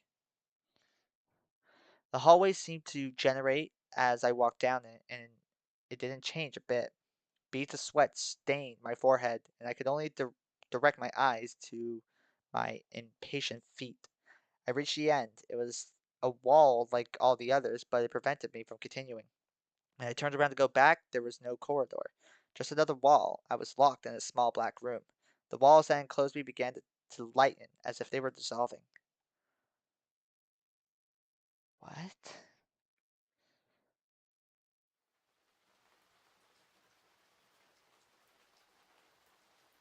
You've heard me a lot, but for 10 fucking years, Ryan. 10 fucking years, 10 fucking the person I am. I am a despicable human being in only 10 years, Ryan. Do you know what it's like to be defined? What am I doing here? Am I back? Sayori is there on the. Both of us fled from the rain, but because of the tears, she was more soaked than I was. I felt a strong dizziness and an unbearable headache. I didn't know what to answer. I was so shocked that I hadn't heard well what she had said, but I'm not going to waste this last chance. Sayori, please think carefully about what you're going to do. Ryan, I've never thought this much about anything else. I don't want to live anymore. Nasuki hates me for getting in the way of your relationship. Yuri hates me for not standing by her side after what she did for me. Monica hates me for forcing her to carry out this plan. And you hate me for everything. You've hated me for years, and I put my hand on fire that you've hated me since the very moment you met me. You were a kid playing in the sandbox quietly, and I came up to you just to annoy you. Maybe that's why I've been depressed for years, because I knew you hated me from the very beginning. Sayori, you have not you have not been dead. You have not come to think that in the afterlife you might never see your loved ones again. You have not regretted your decision because it is a deceptive decision. Suicide and murder out of spite is liberating at first, a status of nirvana that can never be achieved in a lasting way. It's only momentarily. As soon as you realize what you have done, you will regret it for all your life, and the burden of a poorly made decision will be with you for eternity. It is a very high price to pay for such a fleeting reward. Sayuri was shocked. She lowered her head, looking at the ground, and after a few seconds she turned her gaze skyward and continued speaking. Ryan, tell me, what is it like? The afterlife. Oh, horrible. Bullshit. The afterlife is the most beautiful place I have ever seen in my short life. A place of peace where you see your loved ones thrive and see things that can never be seen by humans or of the present, past, or future. It's a beautiful world, but if I have to lie so my best friend doesn't do something stupid, so be it. And how do I know you're not lying to me? Sayori, look at me in the eye. Have I ever lied to you? Yes, when you told me that you would always be my best friend. Why did you tell me that if you hate me? For a moment I thought everything would get better, but it didn't happen that way. But I don't blame you. I'm so stupid that I believe the most obvious lies just because I hope they're true. No, Sayori, I did not lie to you. I never lied to you.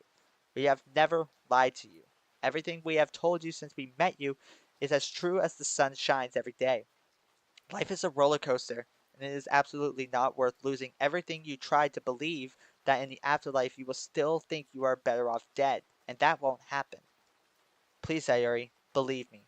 You are my best friend, and I would not get over you leaving because of me. Please, don't do it. Okay, so that was a turn. So I'm guessing because Dan saw that. I'm guessing that because Dan saw that we were crying blood, which I guess mean in the in limbo means genuine tears. He saw that we did not want this and decided to give us again another chance. Okay, okay.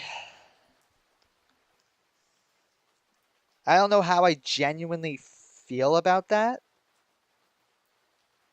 because from the sounds of it, we're getting to keep Sayori. But I guess it could be seen as a kind of like a cop out, but at the same time, it kind of makes sense for Dan to do that. So I won't complain. Shame on you, MC. I'm an atheist. There ain't no heaven. Does a sick flip off the building. Sayori doesn't answer. She just got off that ledge and approached me. She slowly came closer to me and finally rapped. He saw you crying blood and was like, "Nah, man, that's an EXE. I ain't playing with that." She slowly came closer to me and finally wrapped her arms around me as she cried, even more than a moment ago. Her sobs mixed with the noise of the rain and caused them to be barely audible. Please forgive me. I also knelt down and hugged her with all my strength. She was crying, but the wetness of her tears did not stand out on my shirt. We heard a noise. It was footsteps. Suddenly, the rooftop door burst open, and Natsuki, Yuri, and Monica emerged. Natsuki came running towards us and hugged Sayori. Yuri was speechless and just stared at the scene in shock. Monica came very worried to Sayori and started asking her 1,000 questions about what had happened. Oh, wait a second. So, okay, I'm gonna do what I usually do, and I'm gonna guess about what the heck is going on, like right before it gets explained. But since we were sent back to the afterlife, did Natsuki also sense that I was sent back to the afterlife? Okay. Natsuki and I took her out of there to her room. Now more relaxed, we tried to talk to her. Sarah, what were you going to do? Stupidity. Well, Sarah, it's all over. You don't have to worry anymore. Now just rest and stop thinking about it, okay? Okay. Girls, you can go smoke if you want. And Natsuki, go to the room. I'll be there in a moment, okay? I want to talk to her. They obeyed and I left the room.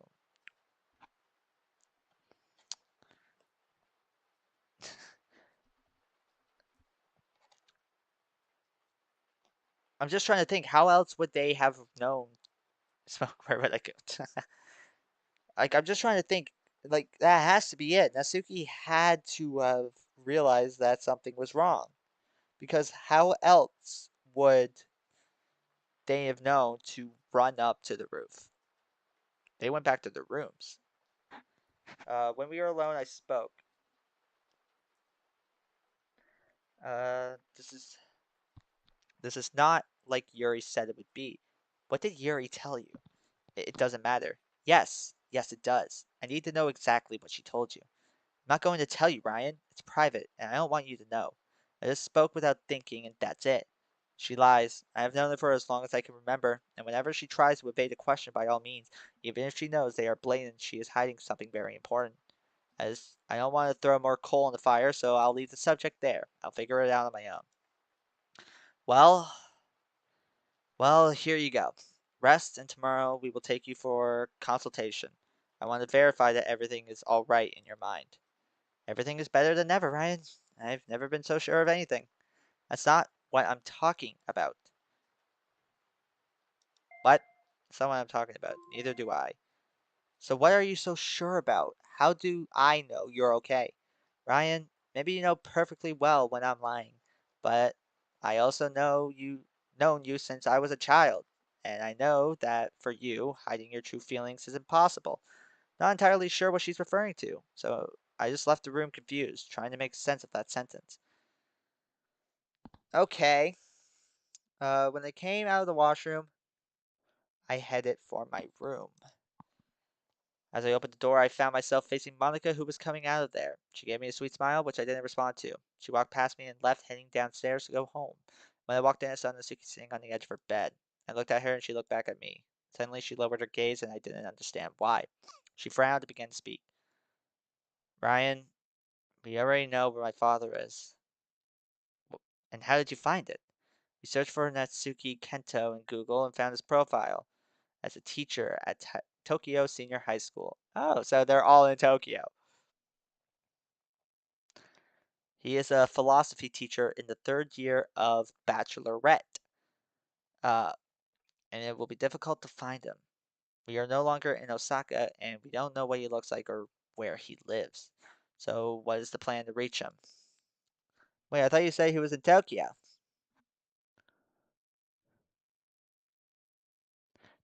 That's what you said. Well, I have no idea. The first thing that comes to my mind is to infiltrate there. Now that classes are about to start a new course, but it would be too risky. It would be better to follow him home. The problem is that in 3 years he could have changed, so I think it's better to look for him by infiltrating a course where he is a teacher. That's a good idea. Honey, we're almost there. We'll be able to live uh, we'll we'll be able to live in peace for the rest of our lives happy together. Well, here when you say things like that, and with the theory that I have for the end of this mod, doesn't instill me with much confidence. Because this is based off of Exit Music. This is as far I'm pretty sure it's an unofficial sequel to Exit Music, and Exit Music they were a couple, and I do plan on playing Exit Music at some point. And everyone will know that the suicide lovers didn't die, and that love brought them back to life. I know, but whatever life is short, what if we make it, but we are destined to live a short time? What good would all of this have done? I I'm so nervous for the end of this story. I'm not going to say it again, but I have said it a few times in stream. But if my theory is correct, then the end of this mod is going to be very, very sad. The answer is very simple. What was the point of Japan's efforts in World War II if we ended up surrendering? Well, maybe it didn't have a definitive function, but it made us look like warriors, like fighters, who would give up everything for what they want, and it caused the country's economic boom. Well, the same rule applies here. It may not do any good, but when we leave, everyone will know that we would do anything for love, even leave behind our own death and fight to survive. We would go down in history. We would motivate hundreds of people to go on with their lives and not give up. Isn't that enough? I could feel a glow of her sincere, warm, and hopeful smile. Her pink eyes sparkled in the faint moonlight that streamed through the window across the street, creating a play of light and shadow on her face worthy of the most talented film director. I'm just saying, yes, you're sweet. Now, Natsuki Best Girl. In front of me was the most beautiful woman I had ever seen in my life, and that woman was looking at me with curious eyes, searching for an answer, but soon she realized that sometimes words are not necessary to convey a beautiful message. And she just dropped her head on my right shoulder and came closer to contemplate the raindrops that flowed carefree on the glass.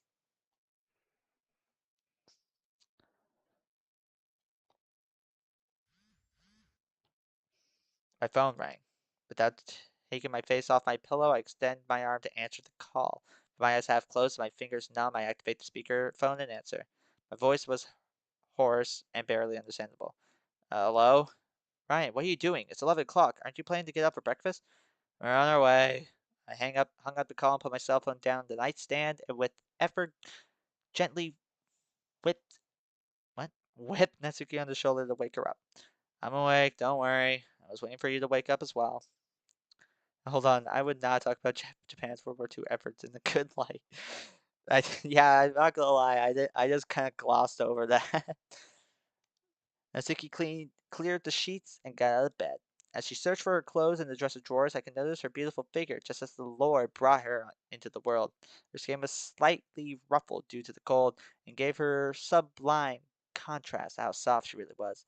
Already dressed, she looks at me. She saw me blushing and immobile. A mischievous smile came out of her mouth instinctively.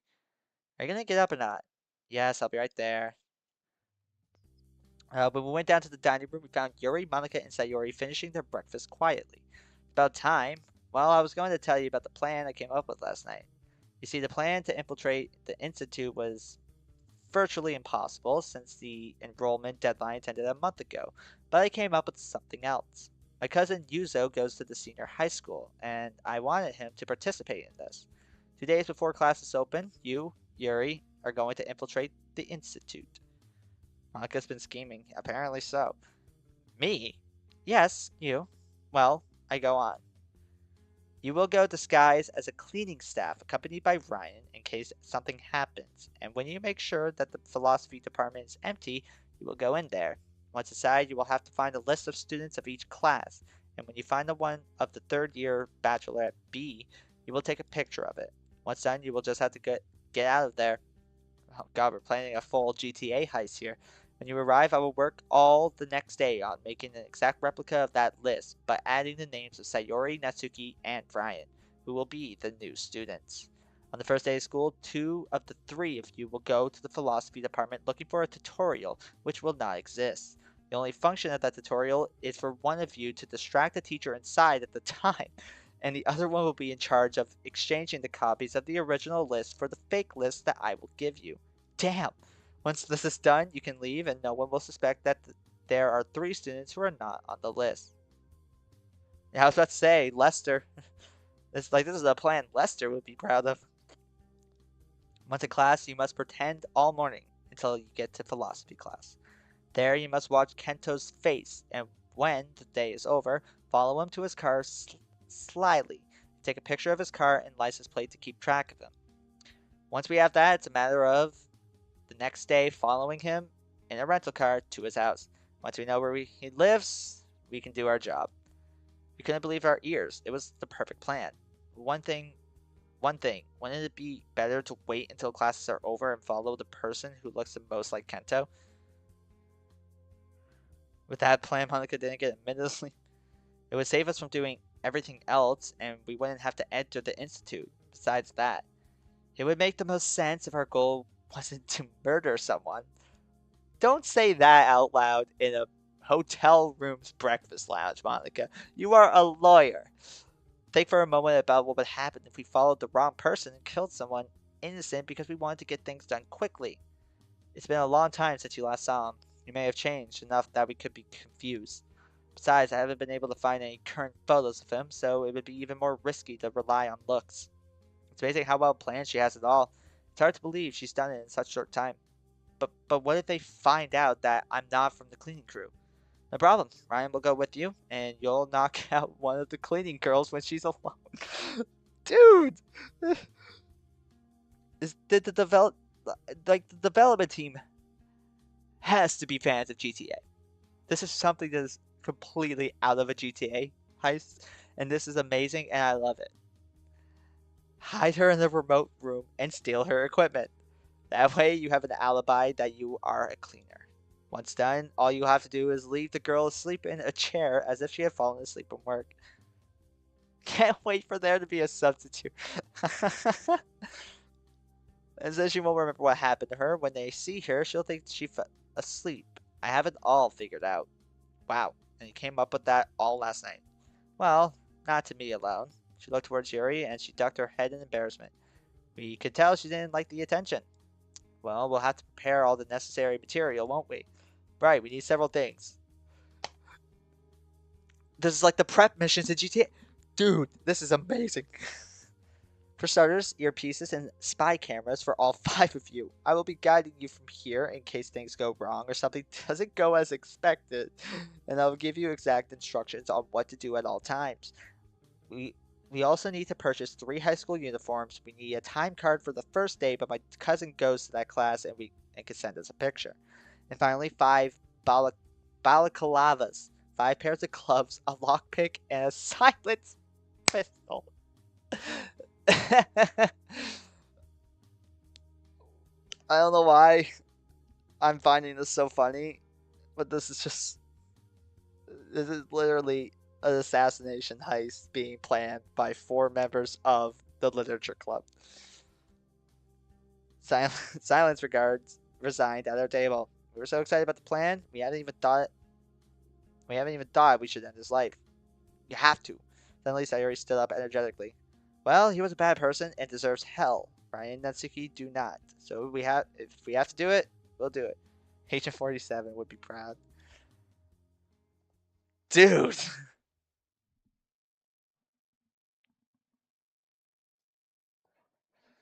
It's 5 a.m. 7 a.m. waking up in the morning, gotta get fresh, gotta go downstairs, gotta get a bowl. This is that was crazy. That was crazy.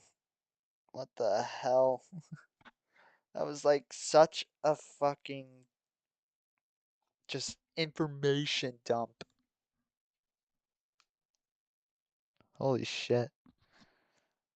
How long have we been going for? We've been going for nearly 3 hours.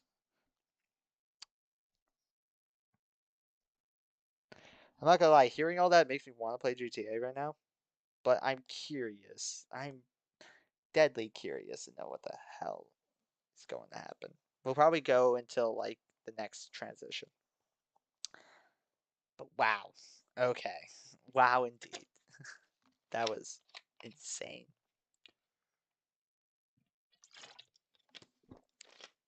That's crazy.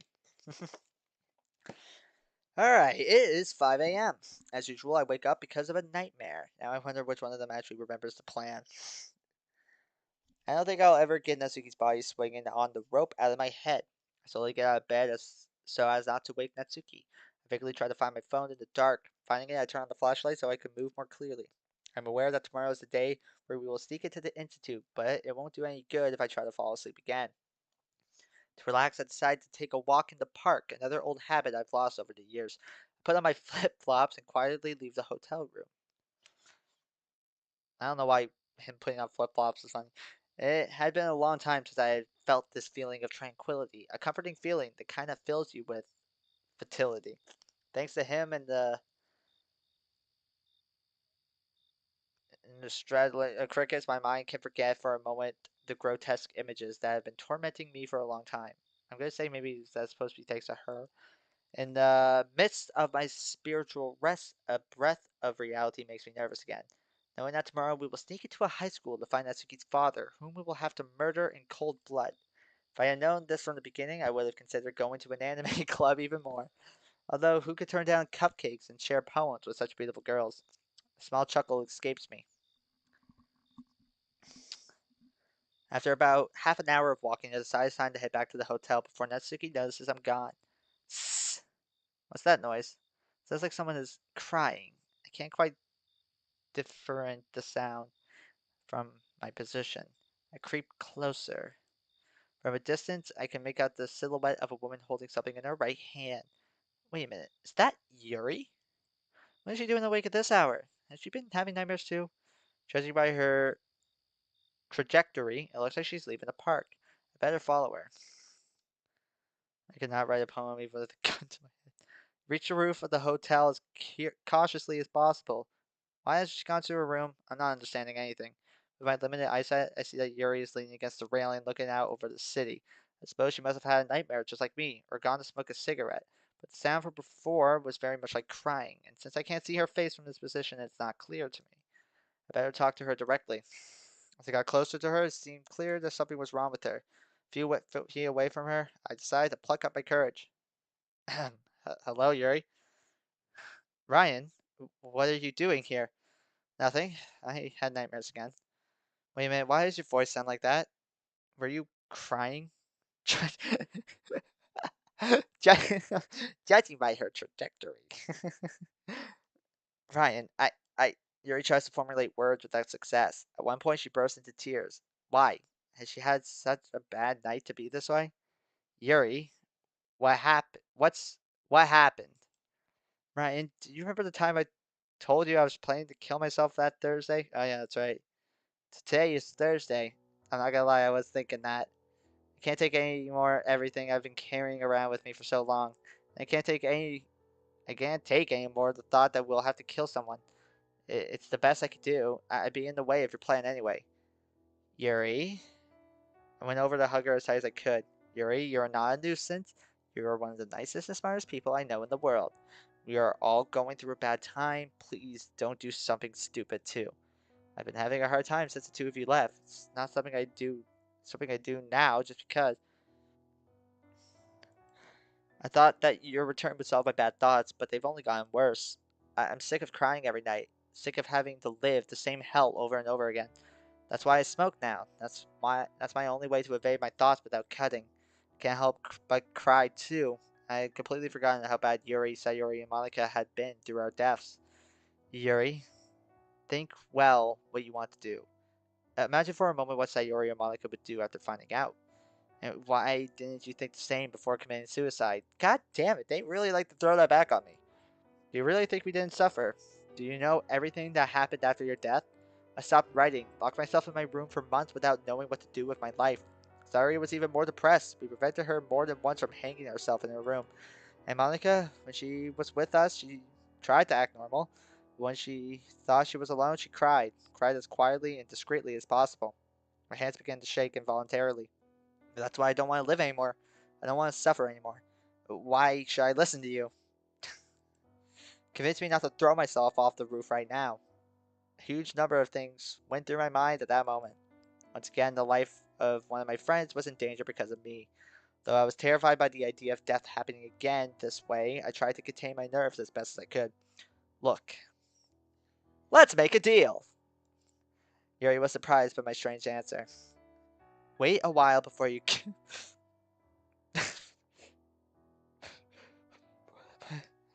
What? Till we're done with Kento, at least. If you think the same as you do now and everything gets worse, I won't stop you.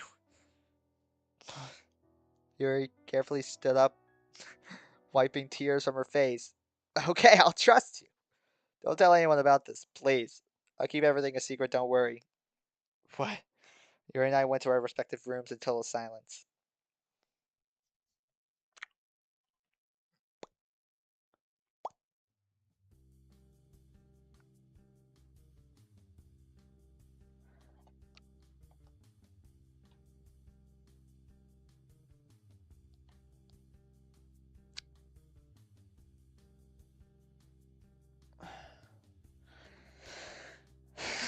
I'm not gonna lie, that dialogue felt really weird to me.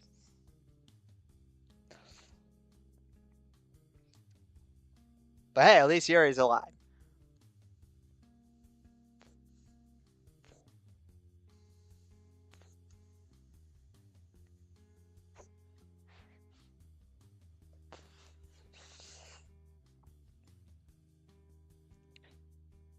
But enough of that, it's heist time. Okay, Yuri, are you ready? Yes. Well, I just don't know. Well, it doesn't matter because we're going to have to knock her out if we want to get in. Leaning, leaning each of us on one side of the back door of the institute until a cleaning girl came out, and in case it was a man, I would be the infiltrated one. Okay, starts in solid snake mode. Is that what this is? Is this solid snake? I don't know. The whole thing just seems like a very elaborate GTA heist thing.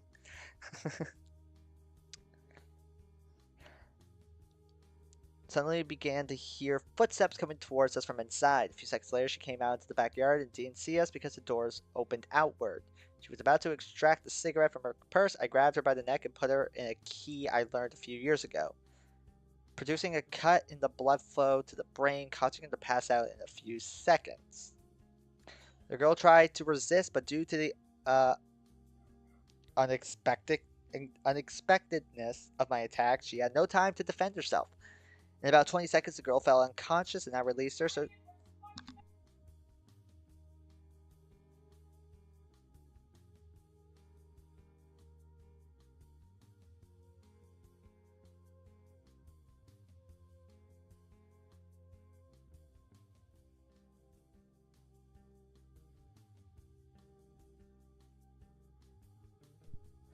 Sorry about that. I do not live alone. Not yet. Hopefully soon. Alright. In about 20 seconds, the girl fell unconscious and I released her so she could breathe. I lifted her onto my right shoulder and turned on the earpiece that communicated with Monica. Monica? I told you to call me Bane. But isn't that a bit of a copy of... Shut up, Brian. Damn it, Yuri doesn't know. Well, what do you need? We have... Oh, is it literally something? Sorry, my mom's currently dying in the background. We have incapacitated the girl. Where shall we take her? According to the school's plans, you have toilets on the right-hand side as soon as you enter through that door. There are no cameras at the school. You leave her inside and take a tape from her cleaning cart to cover the door so that the rest of the staff thinks that the bathroom is under renovation. Are you ready? Receive. I cut the connection to the earpiece. Unbelievable. She hasn't missed a single detail. Without saying a word, we listened to Monica's instructions. Okay. We left her sitting on one of the toilets, took off her uniform, and Yuri put it on. On the badge, it said her name was Koi, like the fish. I put it on her vest, and we taped the door shut. Remember, you have to go to the philosophy department and take a picture of the student roster. Then, just go out and come back here. Yuri nodded and marched down the hall. I switched the earpiece back on. Bane. Finally. Tell me. Yuri is inside. Plug in her camera and tell me what she sees. Sure. Monica could be heard typing on her computer, and in a few seconds she spoke again. Jesus Christ. Okay. Okay, right now she's walking through the main hall. Several janitors are around her, but no one seems to suspect her. Now she's walking up the stairs towards the second floor. I think she has seen the philosophy office. I really had a hard time doing this scene. Yeah, I can imagine. I can imagine the coding must not have been the fun. Must not have been fun. I think she has seen the philosophy office. There is someone nearby. Yuri, be careful. You have someone nearby. Make sure no one witnesses you going in. Okay, Yuri has just taken out her cell phone. She is pretending to look at something so that the guy who is watching her will pass by. Okay. Okay, she's already alone. She just entered the office with the keys to the trolley. There's no one inside, so it's a piece of cake. She has taken out her cell phone again and is looking for the listings. Wait, there's someone else in here. Yuri, get out of there right now. There's someone else in there. Shit, he's seen her. Snake. Snake. Look who it is. What are you doing here? Ah, tell him you came to clean the office. I came to clean the office, but another janitor has just come to clean it. Yuri, stall him. I'm on the way. I think I can fix this. Well, I was mandated to come and clean. Well, there's no need. This office is already clean. I walked through the door trying to hide my panting from exhaustion, and both of their gazes turned to me. Koi, I told you to clean the physics office, not the philosophy office. Oh, and how did you know I was here? Your boss overheard our conversation and told me you had the wrong department. Go, it's nearby. She reached my height. I whispered in her ear so it wouldn't be noticed. Don't worry, I'll take care of the photo. Yuri, a little unsure, left the room. Staying inside and pretended not to know what had happened. Sorry, she's a little crazy-headed. Sometimes she doesn't know what's going on. It's okay, it's not the first time. Well, what's your name? My name is Hoy. I am a physics teacher. Well, nice to meet you. I didn't know you. Well, it's normal. We are hundreds of professors and thousands of students. It's impossible to know everyone. Hope it works. That's right. Well, since you are here, would you like a coffee? I have to prepare the syllabus for each course. Yes, why not? The man walked through a door into one of the many classrooms that roamed around. I took advantage of his carelessness and to look for the list. After a few seconds, I found the student list on the office table, and I took a quick photo and then followed the man. Perfect. Okay, we got the photo. And when I entered the room, I found him sitting with a lot of paperwork on the table, and he was underlining things with a fountain pen. And what is your name? Oh, excuse me. My name is Kento. What? Is he? I get in all this right now. I grabbed a pilot pen from the shelf and quietly approached him. Monica spoke. Brian, don't even think about it. It would be too obvious. You would walk out of the office with blood on your clothes. There were witnesses who saw you enter the office. And now, the pen has your DNA and fingerprints on it. The investigation would be over as soon as it started. Stick to the plan. Good thing she warned me. I almost ruined the whole effort. Oh, he just found it. Dude was literally about to stab him in the skull with a pen. I took the pen with me as not to leave any evidence. Hello, Hoy. Oh, sorry. Nice to meet you. By the way, that's a nice pen. Where'd you buy it? I didn't buy it. It was a gift. It was a gift from my daughter when she was 8 years old. She saved it for months to give it to me for my birthday. And now it's the only memory I have left of her.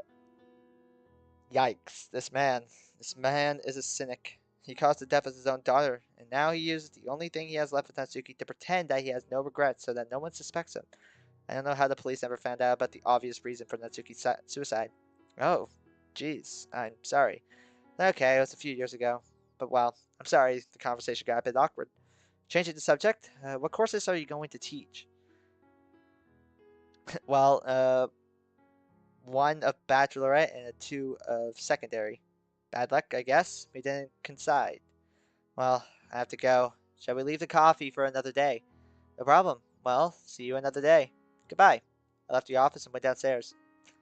I could not stay there. Sooner or later, I would tell him something that would make him suspect I am not who I claim to be. The problem is that now I'm going to have to disguise myself even more so that he doesn't recognize me as a student. That's right. Okay. I reached the back door and Yuri was outside waiting for me with a cigarette in her hand. When I came out, she spoke to me. I've already left the passed out girl in her uniform on a chair in another hallway. No one has seen me. Who was that man? A son of a bitch. Okay. Okay. So, you met with my father. Yes. And what was it like? What do you mean? I mean, if he is like you remembered him. Physically, it's almost the same. In terms of mind, I'm not so sure. Why? I don't know. You know that feeling you get when you see something again after a long time and you feel like it's changed so much but you don't know how to explain that change? Yes, it happened to me with Sayori. That's so. I don't know. Since we came back, Sayori's been acting really weird. I feel like she's not the same person. Let's see, it's partly understandable. Her two best friends committed suicide, but it wasn't sadness when I noticed on their face. It was more like guilt. I feel like she blamed herself for what happened. Do you remember that day in the hospital when you saw me full of wounds and I ran away?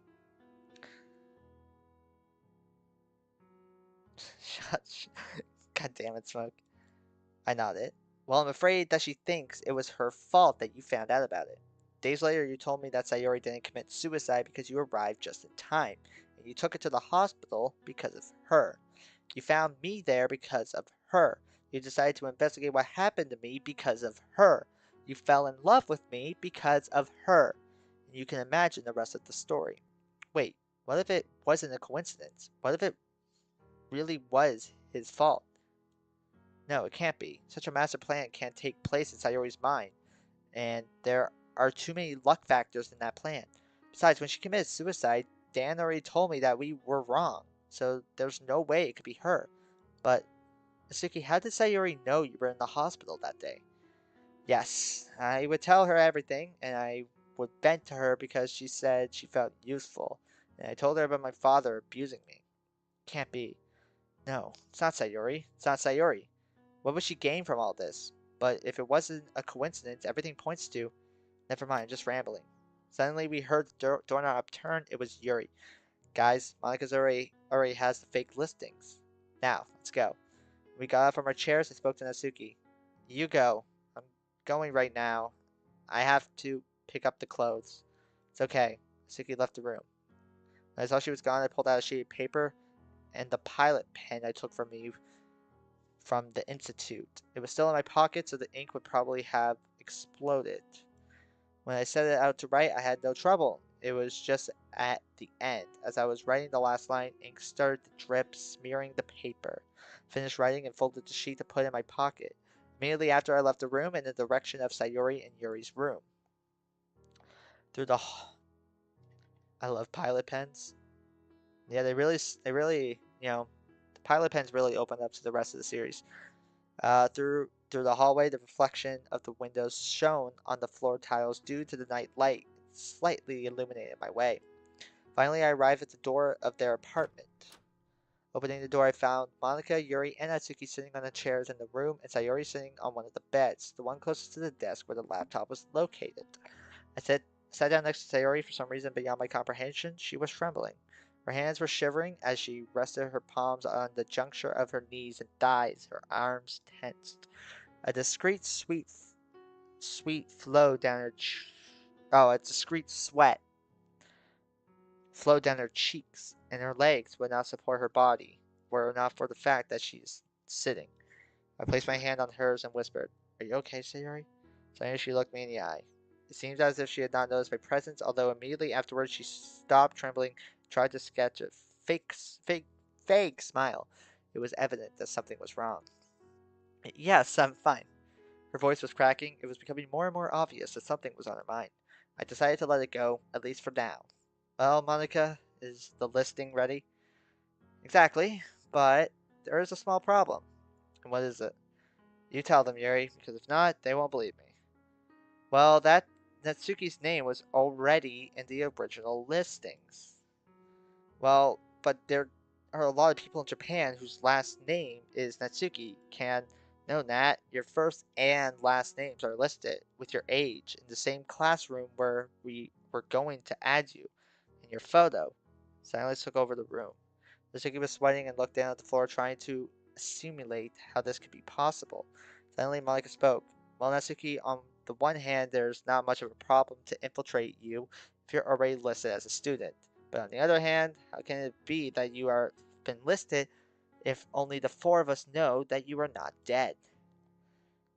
But is my full name here? Yes, you appear with your photo, and next to it says Natsuki Yoko. It can't be a coincidence. While they were talking, I looked at Sayori. She wasn't talking, just staring blankly into the void, and she was still trembling. I saw that she had her left hand resting on the bed, and I slightly approached her and slipped the folded sheet of paper I took from my room under her hand. She looked at me in the eyes. She seemed frightened, but I said, without speaking, later, so that she would understand by reading my lips. She put the paper in her pocket and pretended to remain attentive to the conversation. But there's a problem. Does Suzuki have to be in disguise? Because what if she's there by mistake? Well, I can be less costume heavy than other times to be recognizable if it's not a mistake, but be different enough to make it look like I'm not her. You point out that Ryoko is coming, and if my real name isn't a mistake, I'm Natsuki. And if it's actually a mistake, I'm Ryoko, period. Well, that's all. We are free of obligations until 2 days from now when classes start. It's already a little late, so you can go to sleep if you want. I'm going home. Monica picked up her laptop and walked out the door, saying goodbye to us all. See you guys tomorrow. Good night. We all said goodbye to her and went to our rooms. Before leaving, I looked at Sayori and winked at her, indicating that she could read the note. I don't know if she'll listen, but I hope so. Sayori, I need to talk to you. Meet me at 1:30 a.m. on the balcony where Yuri and I were talking when we woke up. Please go. It is very urgent.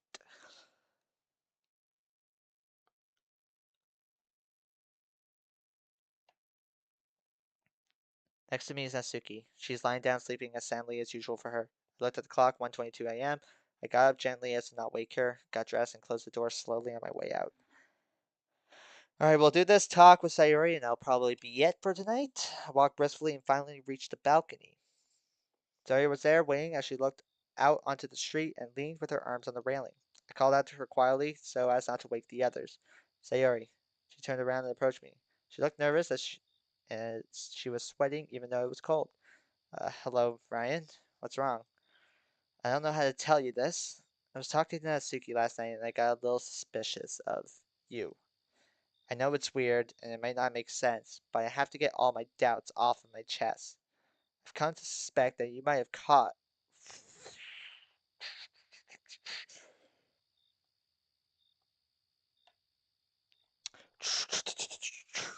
Woo! So that's what they were going for. Okay. I was confused on what exactly they were trying to go for with Sayori here.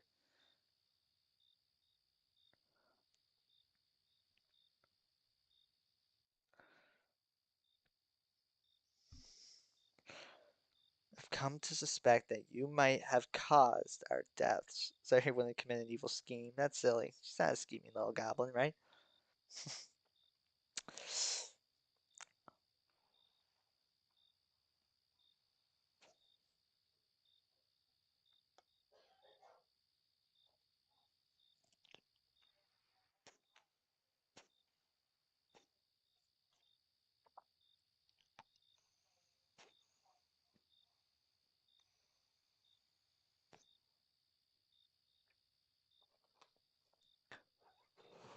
No, no, that's silly. She went.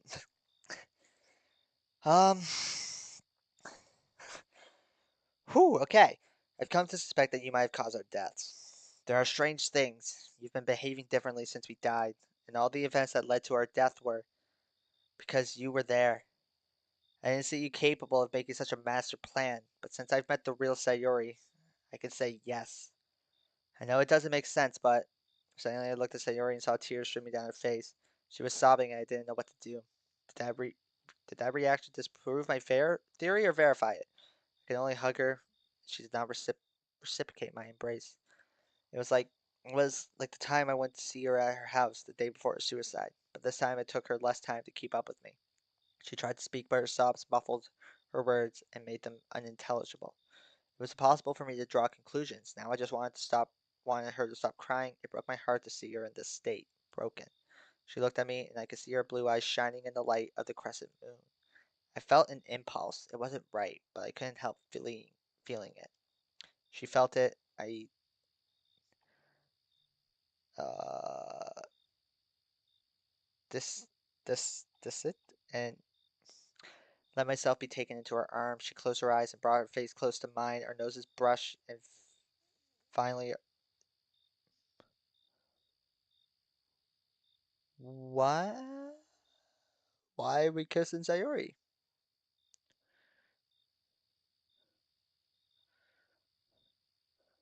Why are we, why are we kissing Sayori? Why are we doing this? This doesn't make any sense. Why are we kissing Sayori here? This doesn't make any sense.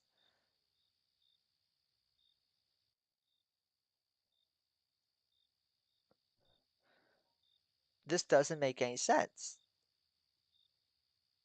And since we're so close to the room, one of them is going to know this, and it's probably going to be Natsuki. This don't make sense. We have no reason to be kissing Sayori here. Her tongue looked restless, and I released it with mine, studying a gentle depth that mints her saliva with tears. That time has passed us. Time had paused us, and no matter what happened, nothing would separate us. Soft falling in her hands brushed my face curiously, while mine tied around her waist and lightly squeezed her shirt with my fingers.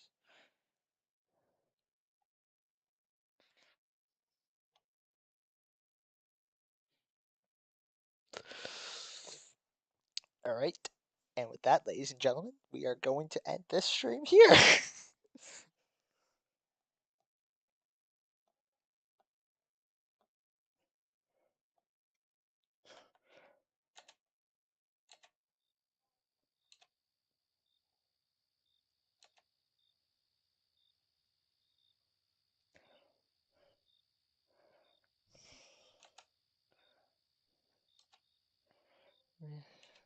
But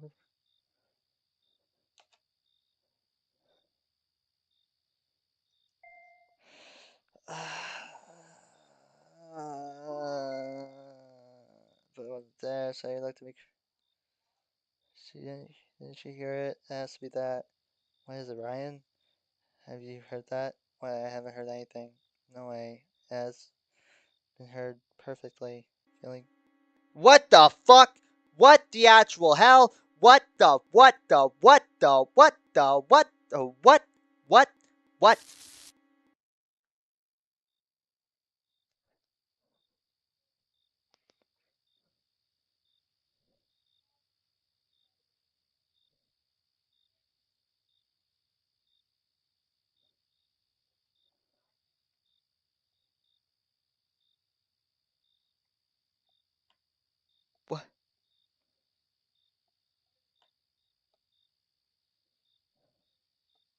Blood really just made out with oxygen! I must be hallucinating. I turned my eyes towards her and I couldn't distinguish her bright eyes, her fine mouth, and her hair tie. I told you might thought you've heard something in the wind. Maybe I have to go. See you tomorrow, I guess.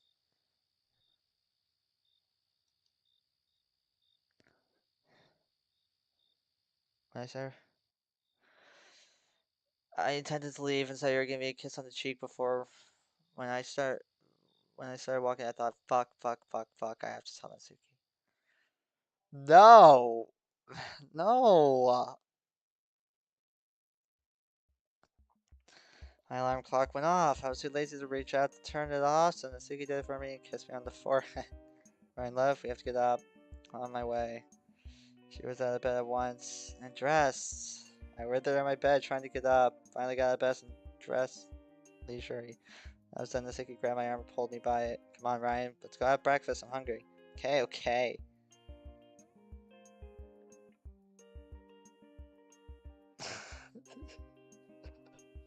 This is not happening.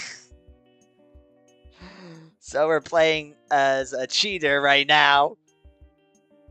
I have to go now. Good luck. Oh, thanks. That's always fun to hear a developer of this mod tell me good luck. Thank you for stopping by. Great mod you have so far. See you later, mate.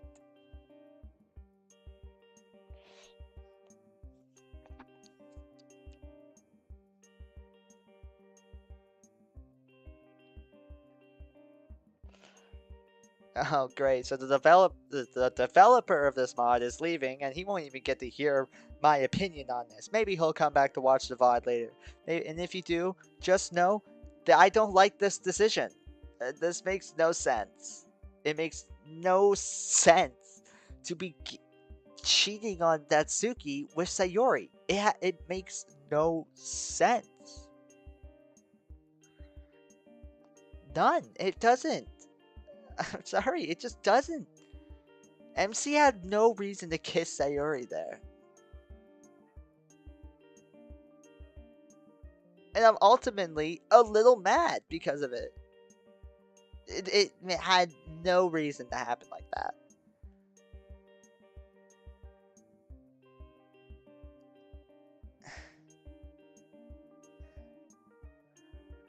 Oh. Hey Ryan, tell me. It's just me or Sayori acting weird these days? I didn't know this. Well, yes, or at least I think so. For a week now, she's been acting very erratic. She spends the whole day looking out the window. When she talks, she constantly stutters. Do you think something might have happened? Well, she didn't commit suicide by the skin of her teeth. You have to understand that she will still be in a bad way. Yeah, I'm sure you're right. Finally arrived at the dining room, and Yuri was there, drinking black tea while reading a book. Suki, excited, greeted her. Good morning, Yuri. Good morning, guys. What about Sayori? She's still in bed. She didn't want to get up. Well, we'll wait for her. Ryan, I'm gonna get breakfast. What do you want? I'm not hungry. Give me a black coffee. Okay, I'll be right back. Suki smiled and cheerfully went to get her breakfast. Sat down in front of Yuri, and she spoke to me without taking her eyes off her book. I want to break something. This is a very stupid decision. A decision that is actually making me really, really mad. This. Oh, I was really loving this mod. It was really going in a good. I was really going in an interesting direction. This. This is just something that didn't need to happen. This. Oh. So you already told me. Oh, great. I froze. Did she really tell her? I can't believe it. What? Pass me the sugar. Here we go. What's happened to me? Are these side effects of the resurrection? But why hasn't this happened to me before? Maybe I'm going crazy. Maybe my subconscious is creating hallucinations out of guilt. I should tell Natsuki as soon as possible. I'm here. Here's your coffee, Ryan. Natsuki was holding a bowl of miso soup and a large takoyaki. She was prone to always eating the same breakfast. I didn't know how she didn't get bored of eating the same thing every day. She sat down next to me and began to devour her tummy as if it was the last meal she was going to gobble up in her entire life. Yuri covered the lower part of her face with the book, trying to hide her smile. I took the sugar cube and poured it into the coffee, but when I was ready to drink it, I looked at myself in the reflection of that dark liquid. What I saw left me pensive. My physique expected to find my reflection there, but instead I found something very similar and at the same time opposite. I saw the face of a person on the other side, very similar to me, but it was not me. It didn't look like Ryan. I fear I took a sip of that coffee. Luckily, it was delicious, which calmed me down a bit. I always enjoyed the coffee at the that hotel. For some unknown reason, it was the best coffee I've ever tasted in my life. It was bitter, but not too bitter. And it had an acid point that made me salivate every time I took a sip. Hi guys. Good morning, Sayo. Hi Sayuri. It was about time to get up, wasn't it? Yeah, I was. She looked me in the eye, and the words stopped coming out. I saw the guilt in her eyes, and I feel that she thinks the same as I do. She regrets what we did. Asleep. Is something wrong? No, I'm fine. Well, I'm done now. If you excuse me, I'm going to my room for a moment to paint my nails. I'll be right back. Oh, great. Yes, leave the three of us together. Yuri stood up, picked up her book, and I noticed her hands.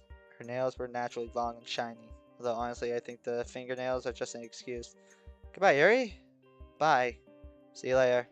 You have to excuse me, too. I need to go to the bathroom urgently. It's okay. I'll be right back, guys. Suki left. Sayuri stopped looking at me out of sheer embarrassment. Sayuri, don't ignore me. Hey, Husky. It was going pretty good, but something that happened was not a smart decision. But welcome to the stream. Up, doing well.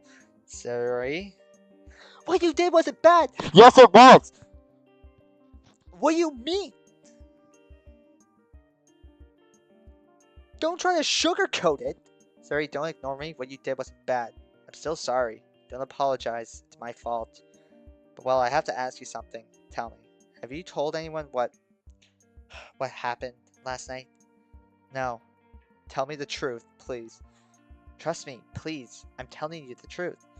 Why do you say that? Because when you kissed me, I had very strong hallucinations. I heard Yuri tell me that you had told her what happened, and when I asked her what she said it was only that I should pass her the sugar. I don't know if I'm going crazy. It's because you feel guilty for what you did. This is another hallucination? This is another hallucination. And it's normal, you're disgusting. You're a despicable being, little more than human debris. You deserve death. Yep, okay. What? I was saying I wonder if it could be because coming back to life and so on. I just went through it again. I understood you to say, you're disgusting, you're a deceptible being, little more than human debris, you deserve death. I didn't say that. You need help, Ryan. Sorry, please don't tell this to the others, okay? It's okay. I'm back, guys. I've been told by Monica via messenger to go to her place. She has the plan fully developed. Come on. I'm gonna say it's good. Okay, I'm ready. So I would like to thank. I have Natsuki and Sayuri by my side, and we are at the entrance of the Tokyo Senior High School. We look at each other, noticeably nervous. Monika's plan is perfect, but what if it's only almost perfect? What if she's missed a seemingly insignificant detail, but one that is crucial to maintaining our identity? But there's no turning back now. Natsuki is wearing just a wig, so she could be halfway recognizable. She is not wearing a disguise, and I shaved off my beard, and I wear a blonde wig and a horn rimmed glasses, so Kento won't realize that I'm that professor he ran into 2 days ago. Natsuki whipped us into the institute once and for all. The three of us went in together, and we went for the third B class. When we arrived, we saw only 5 students inside. It was still 7:30 a.m., and not everyone had arrived. We decided to stay there for the first class and then go to the philosophy office. As the minutes passed, students arrived one by one and greeted each other, but only in a few groups, which we deduced knew each other beforehand. Suddenly, a boy came in, stared at us, and decided to approach us. You are the new ones, aren't you? Yes, who are you? My name is Yuzo. I'm Monika's cousin. She already told me about you.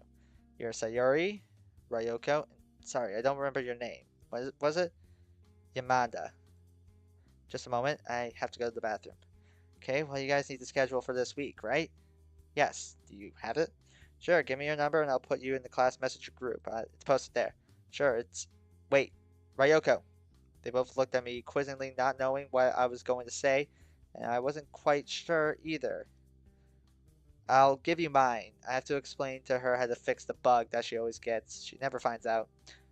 Yes, that bug. Suki look was one of confusion. She didn't have the slightest idea what my plan was. Started to dictate my number to Yuzo to write it down, but meanwhile I showed Natsuki how I had changed my username in the messenger to Yamanda. Because if we gave him our number and he saw that we had another name, he was going to ask us, and it's better to save us confusion. When she understood, changed it, then she dictated her number and Sayori's number to him. Perfect, so there, you have the schedule, okay? Suddenly, I felt the earpiece turn on. Must have been Sayori from the bathroom. Monica, we've already talked to Yozo, and I just got the notification that I've been put in the class group. And looking at it, we have the class schedule. Philosophy is at third period, then we can go. Uh, Told you to call me. Bah, whatever. Now we just have to hope that they don't recognize us. It's been a couple hours now, and no one has suspected us. Three of us were sitting at adjoining tables, and Sayori started talking. Guys, it's our time. We just have to hope he doesn't recognize us, and we can get out and see his car. But how will we know it's his? The earpiece was turned on. Don't worry about that. I didn't need the schedule to know when you were going to have a class with Kento. I needed it because there is a QR code on the Tokyo Senior High School schedule that allows you to access the school's website. It's a bulletproof plan, so it seems. My intention was to infiltrate, but if a person who was not entered through any related traffic source could leave traces, even though I am protecting my IP with a VPN. I don't remember it, but it's bulletproof. I'm going to do a DDoS attack on the website. Monica, I didn't understand anything. Nor me. Nor me. The Institute's website is going to go fuck itself. When they try to fix it, I'm going to be hitting the F5 key like crazy to refresh the page. As soon as it's back to normal, there's a few seconds where I can log in with a teacher's account without knowing their password. This way I can know what days Kento is free, so that if we murder him, no one will suspect that he has not gone to the Institute, at least for a day. It will give us a margin so that we don't get caught and we have time to make sure we don't leave any evidence. Do you understand me now? I do now. The good thing is that today you don't have to stay in class all morning. If you stay until the break, it's enough for you. Kento has no class today other than yours at third hour. I imagine he will go home and you can follow him in the rental car that Yuri has right now. You'll recognize it. It's a light blue Pia Pineto, a small car. You just have to put up with Kento's class and follow him. All clear? Very clear. Monica cut the communication and the earpiece was turned off. Suddenly through the door came Kento. Seeing him again, a doubt immanted inside my head. Hey Nat, did you dye your hair? She tried to hold back her laughter. For seconds you could see her face redden as she tried to stiffen herself. Between muffled laughter, she replied, "Are you stupid? Of course, I dye it. But what's that about?" "No, no reason. Just for that." I pointed slyly towards Kento and realized that Natsuki had not seen her father because as soon as she saw him, she clenched her fist so tightly that her tendons were marked on her hands. Her look was one of deep hatred, contempt, and disgust. Kento reached his desk. He put down a briefcase and began to speak. His tone of voice was low, deep, and powerful. "Good morning, ugh, hey, good morning, students. My name is Natsuki Kento, but you can call me Kento. I'm going to be your philosophy teacher. I'm going to pass attendance." He began to name the different pupils in the classroom. Ryoko Yoko, present.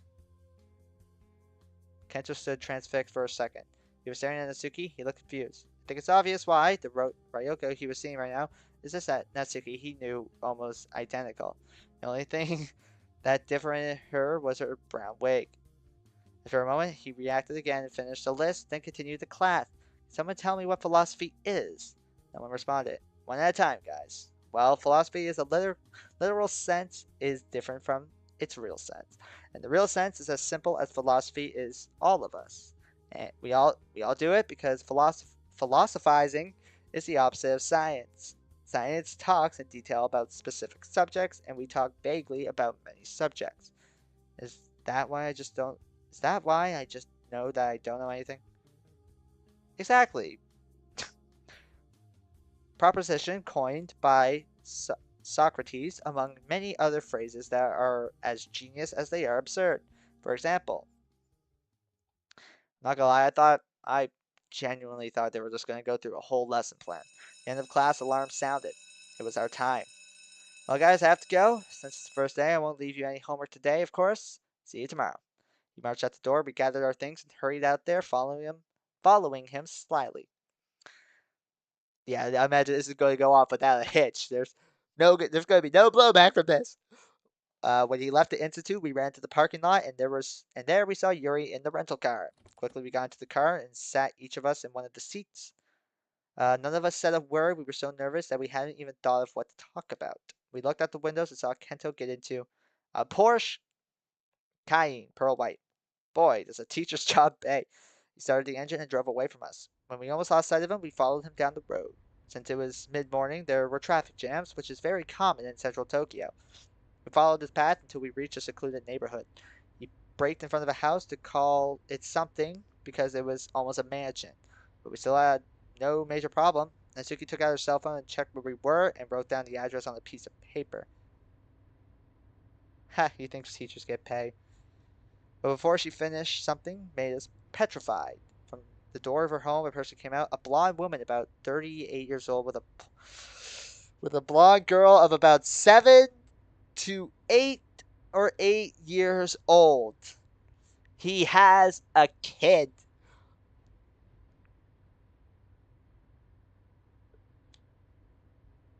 Wait a second. A thought just popped in my mind. Hopefully, he started dating this person. And, you know, there's like a single mother situation.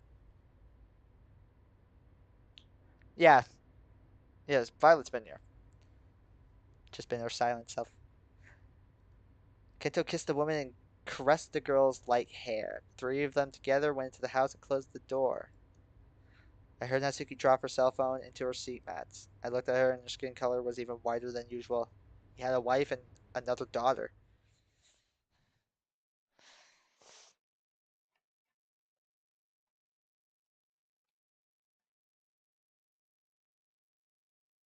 It's been about 2.5 months since we infiltrated. We've been playing everything to exhaustion. All that's left is to finish off the last details. Natsuki and I were in our room not talking, but our thoughts were crossing as if we could use telepathy. From time to time, I would look to my right and see her sitting on the bed, head resting on her hand, gaze lost in the white wall. Tomorrow is Friday, but if it were a Friday like any other, we wouldn't be in this situation. Tomorrow was the day we had decided to end Kento's life. Suddenly, she broke the silence with words as sharp as razor blades. I'm going to make my sister. Oh, fuck. I'm going to make my sister an orphan. I know. I know, honey. I know. Okay, so honey, so we're still no, we still haven't told her about Sayori. Okay, and I don't have the slightest idea how we can fix this. I can't do it, Ryan. I can't do it. I approached her and took her by the shoulders. She looked into my eyes, confused, and I saw her eyes water. After a few seconds, I spoke. Natsuki, I know it's hard for you. That is true. If she still has a mom, she's not an orphan. I know it's hard for you, and I can't imagine what must be going through your head, but I could try to understand. I have lost people, but I have understood over time that nothing is lost forever, not even the easiest thing in the world to lose, which is trust. But what do you think we should do? Suki, Suki looked at me clearly angry. Ryan, if I knew what I was supposed to do, I wouldn't be here. I'd be doing it. She got up from the bed and faced me with a frown on her face and the index finger on her right hand fidgeting. Don't get smart with me. You have no idea what I'm going through. I'm going to leave my own little sister fatherless out of spite and revenge. Who's forcing us to do this? Who's forcing us to kill? And even if I had to go to hell for not keeping Dan's word, I'd rather do that than end someone's life. Because no matter how we do it, his wife probably must die too in the process. God, I'm sorry, Ryan. Suzuki's eyes began to water as she covered her face with her small, delicate white hands and then dropped herself on the bed, trying to hide her face. Don't worry, honey. With this, I just understood everything. Come with me. Let's go for a walk. For a walk? I don't know. With my hand on her right shoulder, she looked at me in confusion and I smiled. Trust me. Watch this be the point where it's just like, yeah, you're about to kill your father and potentially the mother. But just so you know, uh, I kissed Sayori. I was walking carefully with Natsuki through the park. I was It wasn't exactly one of the most beautiful landscapes I've ever seen, but accompanied by that woman, it was unbeatable. It had rained a lot, but neither of us cared. After all, we saw it in the forecast and took an umbrella. It wasn't too light, it was military time. Even though it was so early, we were in the middle of winter. It was almost dark. Natsuki was looking down at the wet ground, and her depressed face showed that she could not focus on the scenery. Suddenly, we came upon a small waterfall, almost a spring, but due to the influx of rainwater, the flow was higher. I stopped dead in my tracks, and Natsuki looked at me in confusion. Last night, I was walking around here, and it was raining too. Right here, I realized something. I remembered a story that I feel might help you. Think of it as a long rest. Natsuki, do you see that waterfall? Yes. Why? Don't you see anything unusual? Well, no. Look closely. Can't you see what's under the water? Yes, there's a bird's nest under the waterfall. So what? Right now, you need peace. You need to know how to act. And you need inspiration. I'll tell you a little story. Several centuries ago, a Japanese emperor asked the artist of the time to paint a picture decepting absolute peace for him to exhibit. Only two painters dared, and they accepted the challenge. The day they were delivered, each brought his own. The first one he saw was a beautiful painting, a green and pink landscape with grass waving in the wind, a large oak tree shedding a sleeping peasant leaning against the thick trunk, flocks of birds fluttering in the cloudless sky, illuminated by the radiant June sun. The other picture consisted of a terrible landscape, an immense waterfall whose flow was increased by the torrential rains that fell on a spot of small and battered trees. The king, disappointed with the so-called artist, noticed that under the waterfall there was a nest. Inside it, a mother bird feeding her young and protecting herself from the harsh gale. So the king, without hesitation, decided to keep the second painting. The first artist, who thought he had won, wondered why the king had made such a strange decision. It took him several days to understand. He understood that peace is not unchanging and beautiful world in which restlessness is unknown. Peace is not a utopia. Peace is the ability to endure bad times and overcome them, no matter how hard the whip of events lashes you, just as that family of birds did. Mizuki looked at me in surprise. I waited for a few seconds and she didn't answer. I know her. I think she understood what I wanted to tell her. And Natsuki, you have to learn to be those birds. Coping with problems and anxieties is incredibly difficult, but not impossible. Your sister, if she were in your situation, would understand. Now let's go to Monica's office and listen to the plan. Bro just spouted.